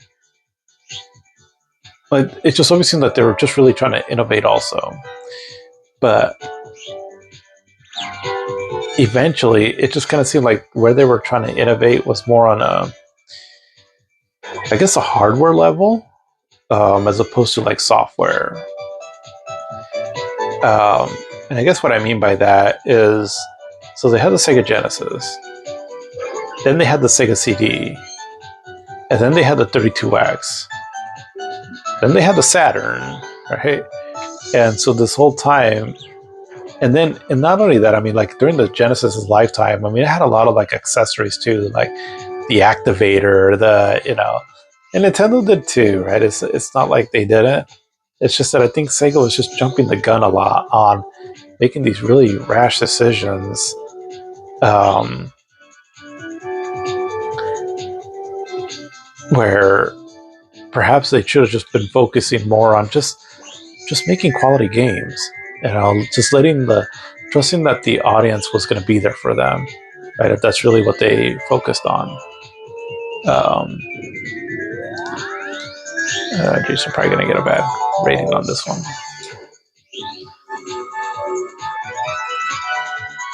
Ooh, yeah.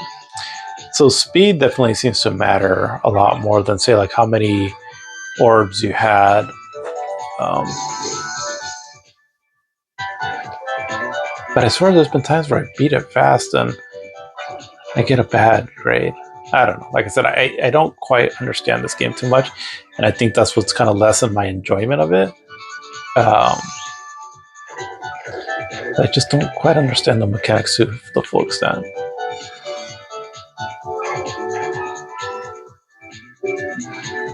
Ooh, secrets.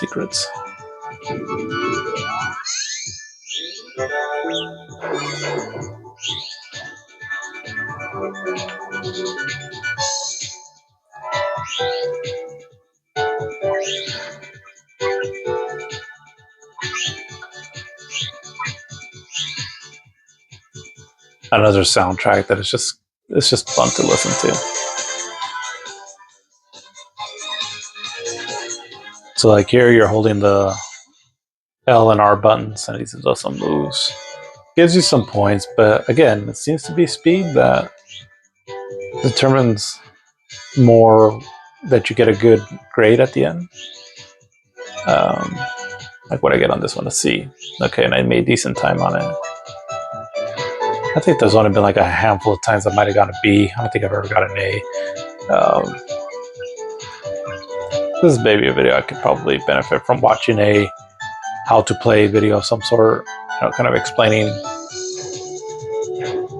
just the game mechanics on what really is, tips basically to so you can get a higher grade at the end. That's kind of cool. Most of the stages on the fourth sort of loop, I guess, that you go through have like a cool sort of way you go through the stage.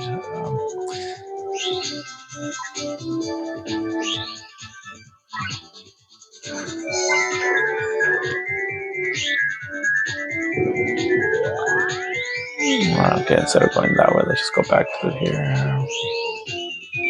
And let's see.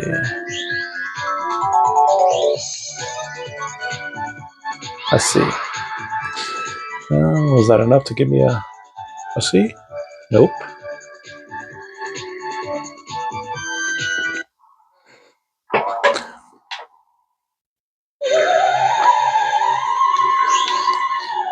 I wonder if I can beat her maybe in a decent time. Maybe it'll bump up my grade.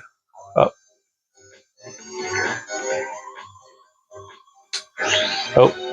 Well, I'm certainly not helping myself.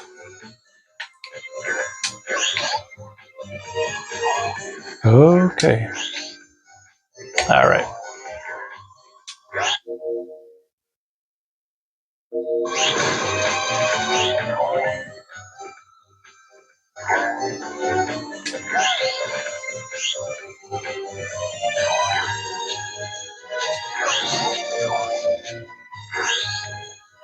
Oh, jeez.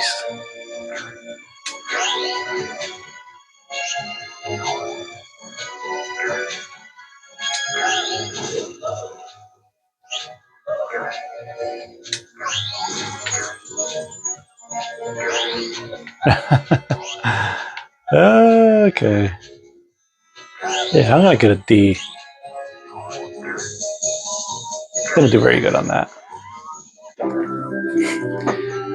I've beaten this game before, not with like the best grades, but I've beaten it before. But I just when I was originally had this game back on the Saturn back in 1996, but I haven't been able to get too far in it more recently.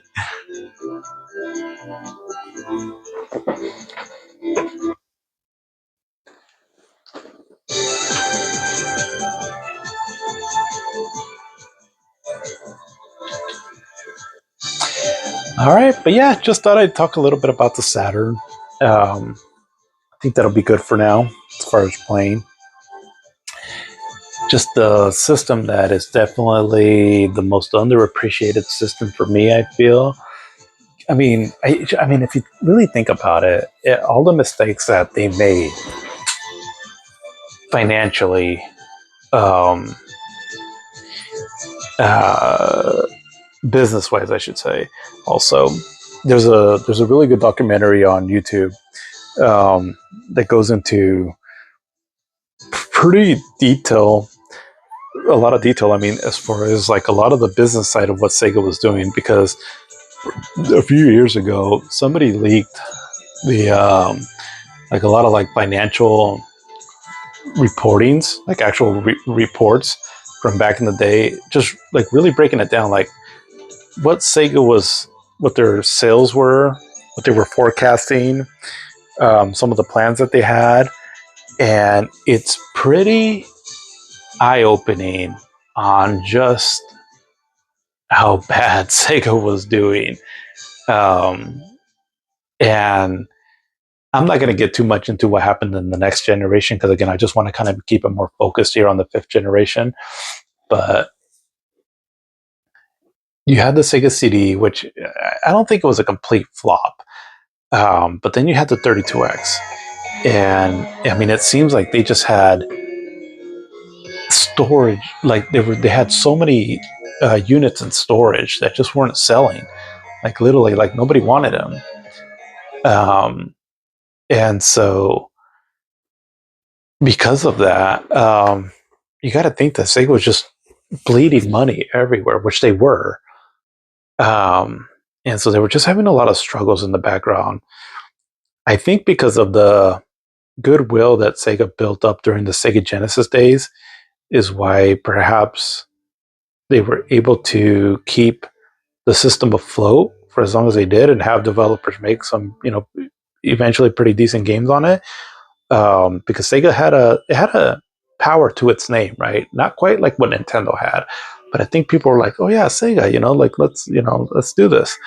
But I think pretty early on, though, as the generation went on, that it was just kind of starting to become obvious that the Saturn just wasn't going to be that great sales wise, competing against Sony and Nintendo. But given all that, right? Given all that, Sega could still make really good games, right? Again, if you look at like the output that Sega had on the Sega Saturn, even though they didn't make games that they probably should have been doing, like another Sonic game, another Streets of Rage, another maybe more of a traditional Shinobi game, that wasn't like the digitized version we got, which is still not bad, but again, maybe more of what we were used to. And and then I don't know, maybe it could have just held on a little bit longer or just done a little bit better because it wouldn't have beat Sony. I highly doubt that it was ever in a position to beat Sony. I think Sony came in a way that just was meant to shake up the video game industry because not even Nintendo were able to match them, right? But I don't know, perhaps they could have held out a bit longer, had more kind of games that we can still go back to and play. Um, I don't know. It's kind of tough to say, but um, it just seems like Sega's a lot of what ifs, um, and it's just. But again, given all that, right? We had Knights, we had the Panzer Dragoon series, we had Shining Force 3 and Shining in the Holy Ark, which are really great. We had Dark Savior, we had The Legend of Oasis. We had all the great Sega arcade ports from Virtua Fighter, Virtua Fighter 2, the Virtual Cop series. That's another really great series. Um, we had the racing game Sega Rally Championship, Daytona USA, then Guardian Heroes, Magic Knight Raid Earth. I don't know if I said it right, but the Capcom Fighters, um, and a lot of great software, even with all the turmoil that was going on with Sega. And I think that when people discovered the Sega Saturn library, they realized that it's like there's some quality stuff on here. Um, so it's the Sega Saturn is not like a 3DO. It's not like a Jaguar. It's not like a FM Towns Marty or Philips CDI. It's not like that level of failure. It didn't sell well. As far as like because again, it sold roughly about 9-10 million. Um, but it doesn't mean that there wasn't like a lot of great software on there. I mean, the system had, if we're counting also like the Japanese titles, I want to say I think it had around 1,000 games out there, maybe less. I'm not quite sure, but it had close to 1,000 at the very least. And I mean that's not a system that didn't have some support, right? Because that's a lot of software. Now again, in Japan, the system wasn't considered a failure. It was actually considered to be pretty decent. Again, didn't beat the PlayStation because once Sony had Final Fantasy and then also announced that Dragon Quest was going to be on it, it just kind of. I mean, that was it. That was it. It was over in Japan after that. But but the Sega Saturn didn't. I mean, it did pretty well in Japan. I could be wrong, but I want to say I think it beat the Nintendo 64.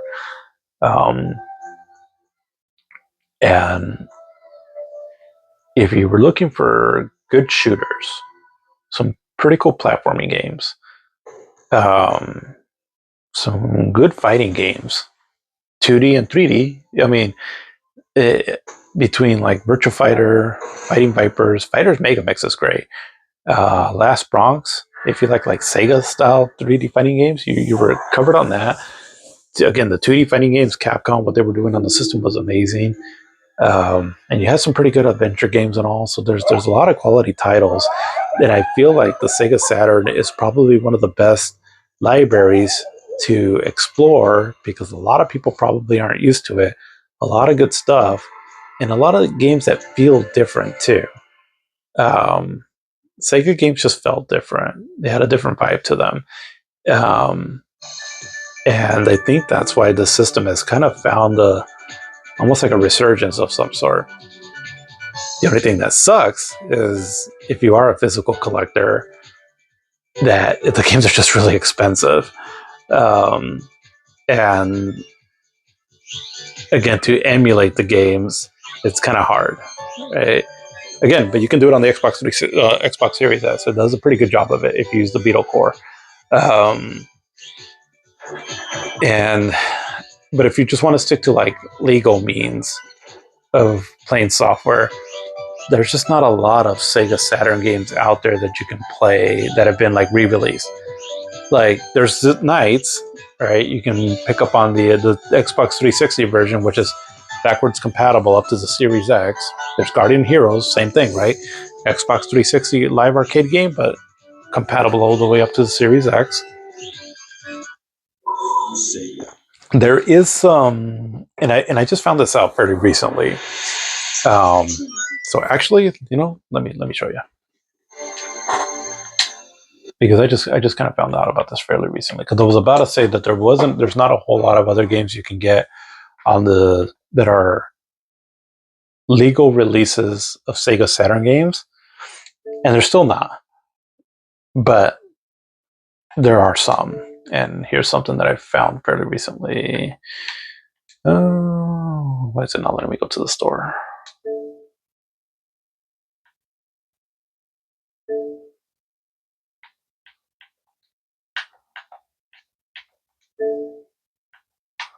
Alrighty,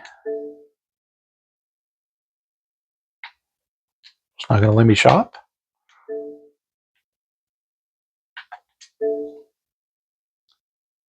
Interesting.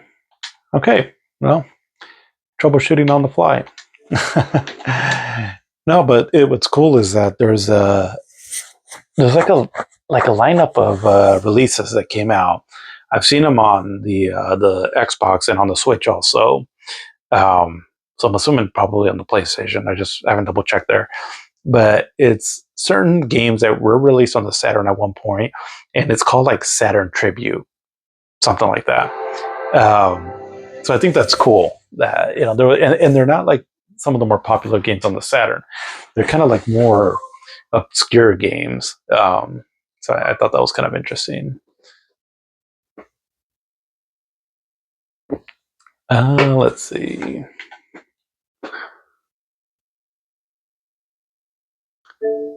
There we go. I'm not online. There we go.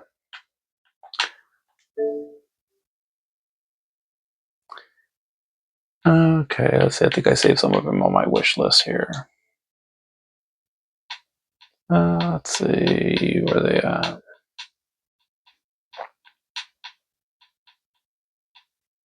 Okay, so like this one.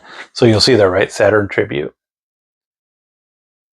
Elevator Action.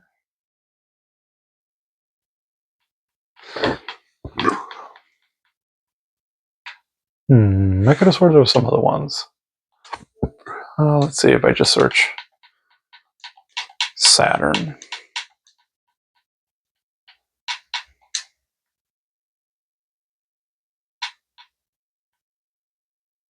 Ooh. Whoa, whoa, whoa, whoa, whoa, whoa. Hold on. I don't think I was aware of it. What's this? Wolfang, Skullfang, Saturn Tribute Boosted? Okay. So some kind of a shooter. I'm gonna add this to my wish list.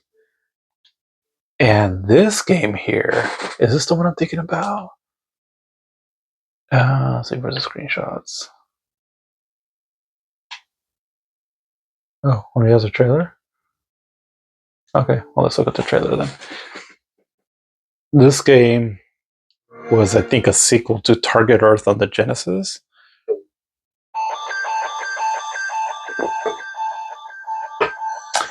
Yes, it is. Oh, no way. Oh, I'm kind of geeking out right now. So this game is known. It was Japanese only. It was only in Japan. but it was known to be like a cool 2D game. Um, Supposedly pretty difficult, but just another game, right? That could show what the Saturn can do. Um, but no way.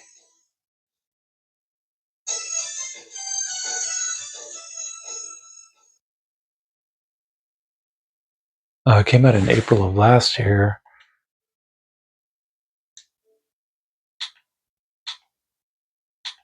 Yep, I'm adding this to my wish list. Very cool. Hey, what do you know? um, that's awesome. A little pricey though right now. I'm kind of debating if I should get it here soon, but not right now. But anyways, um, but yeah, but even then though, right? Even with those games right there that are not, which is super cool, right? That those are available. There's not a whole lot of ways that you can play these games legally. So, I mean, it would be cool if they would come out with like I'm thinking like a Saturn fighting game tribute or collection, right? Where you have Virtua Fighter 1 and 2 on there, Fighter Mega Mix, Fighting Vipers, and Last Bronx. Sega Saturn racing games. So like Daytona USA, the Championship Circuit Edition, Sega Rally, Sega Touring. What was it called? Sega Touring Racing, something like that. Manx TT, Super Hang On, or Hang On GP, or whatever it's called on the Saturn. Something like that. Um, Re-released Dark Savior, re-released The Legend of Oasis, um, because they're games that I feel like Sega's come out also saying that they're not going to they don't want to consider themselves a retro company, which is pretty unfortunate. And I understand a lot of this is business. I can't say that like yeah, if you release these games, there'll be a market for it. I don't know if there will be. Um, I I know that the gaming audience nowadays is a lot more informed, um, accepting, right? Um, but how much it would cost to release these games and all, and how much would they make? I can't say for sure. So maybe that's why they just don't do it. But it'd be so cool though, because I would love to see these games just re-release them for with some way. Because again, Sega Saturn is hard to emulate. The original games are going for like the original copies are pretty expensive. Um, it's just getting they're getting further and further away, and there's so many good games too. A stall, the Clockwork Knight series, Bug, and Bug 2. They were fun games. Um, and it's just unfortunate, but it's just kind of the nature of a lot with just the state of gaming preservation nowadays. And the Sega Saturn, I think, is a good example of why it's so important. I mean, there's a lot of other games and systems and all that that would benefit from being preserved. But I just feel like the Sega Saturn is kind of like the poster child of the reasons why, for all those reasons that I've mentioned. Um, and it's just kind of because the Saturn just kind of gets ignored a lot because this, the Sega Master System. I mean, I guess it kind of gets ignored a lot too. But the Sega Genesis it's just what Sega goes to all the time whenever they want to talk about their history. It's just a Sega Genesis because, I get it. It was their popular system, but and then the Dreamcast also, because even though the Dreamcast was, considered a flop, also people just have a lot of fond memories of it. But then the Sega Saturn is just kind of caught in that weird sort of in between spot, um, and so because of that, it just it's just kind of in this weird spot where I've heard of people that they knew of the Sega Genesis and they knew of the Dreamcast, but had no idea that the Saturn existed, which is kind of crazy to me. Um, and I guess it's just kind of like a realization of just how much under the radar that system fell through for a lot of people. But and I think that's just part of the reason why I wanted to do this video, is just to shine a light on the Sega Saturn. Um, It really was a great system. Give it a chance. I mean, by all means, again, the games that you can play, that you can obtain legally, is so Guardian Heroes and Knights. There's Daytona USA, and there's Fighting Vipers and Virtua Fighter 2. Only those last 3 games that I mentioned, they're the arcade versions of them. So just kind of keep that in mind, right? Um, well, let's see. What else? Is there anything else? Power Slave and Quake. There were games that were out on the Sega Saturn, but these are more like enhanced editions. So you're not getting like the Sega Saturn experience, but they're good games though. Radiant Silvergun, that's another one. This is the Shooter from Treasure that was originally just out in Japan, but they've had this re-release here on the Xbox 360. So that's another great game too, also. Um, but that's really it. I mean, I can't really, aside from those other Saturn tribute ones, can't really think of anything else. Virtual On, it would have been cool if we would have got the original one because this is a sequel. But again, the Sega Saturn one or even the arcade one, right, has been re-released. Or that would be a cool thing if Sega can do too. Also, is release like a Model 1 compilation, and then a Model 2 compilation of games, and then a Model 3. You don't have to include all of them, right? But just some of the main ones. Um, just a shame. But anyways, I think that'll do it for this year. Again, just wanted to talk about the Sega Saturn, and definitely check it out if you haven't. So just remember, if you're going to emulate it, go for the Beetle Core in RetroArch, and you'll have to get your own BIOS files for those. You'll just have to find them.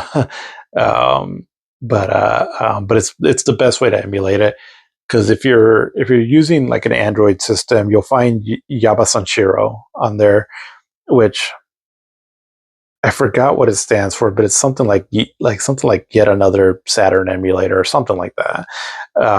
Somehow it translates to that, and it's not a bad emulator. I think it's like, again, if you just do a quick search on the Play Store, that's the one you're going to find. It's just that in a lot of ways, it is better than the Beetle Core because you can upscale the graphics, and it has a few ways you can kind of tinker with things, but it's just not as stable, and a lot of games don't work as well. I can attest to that having played games on the Yaba Sanshiro on pretty high end or more higher end systems that I have, it struggles with compatibility on a lot of games. Where the Beetle Core, you're not going to be able to upscale the game, so but it doesn't look that bad, right? As you can see here. Now I'm playing these on I have 2 LG TVs. I have one in my living room and then one in this office room that I'm in right now. This one that I'm in the office in, it's a 48-inch LG OLED B4 TV. So what you saw here, as you can see, it's not that bad looking, right? If you play it on the Beetle Core, it's just that the Beetle Core is going to be more demanding. But I would say if you have a pretty new computer, or if you have the Xbox Series S and you do the whole dev mode thing, or if you have like one of those handheld emulation devices, uh, the Retroid Pocket 4 can emulate it, Sega Saturn, with fairly decent results. You have to turn it on like the high performance mode, and it's not going to work on all games. Like Virtua Fighter kind of struggles with it. I have the Odin 2, which is amazing. I love that thing. It's going to let you emulate up to the GameCube with pretty good results all the way around. And the Sega Saturn, so far from what I've played, it's pretty flawless. At the very least, on par with what the Xbox Series S can do. So it's just that, like I said, right? It's you're paying for more premium power, but that's just what it takes to run the Saturn on emulation. Um, but but yeah, I mean, it's there's a cool library of games out there. Definitely recommend it, and I think you'll have fun. I think you'll have fun with a lot of the games that are out there. Yeah, that's it for now.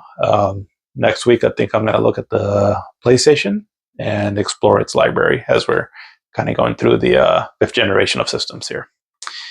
But that's it for now.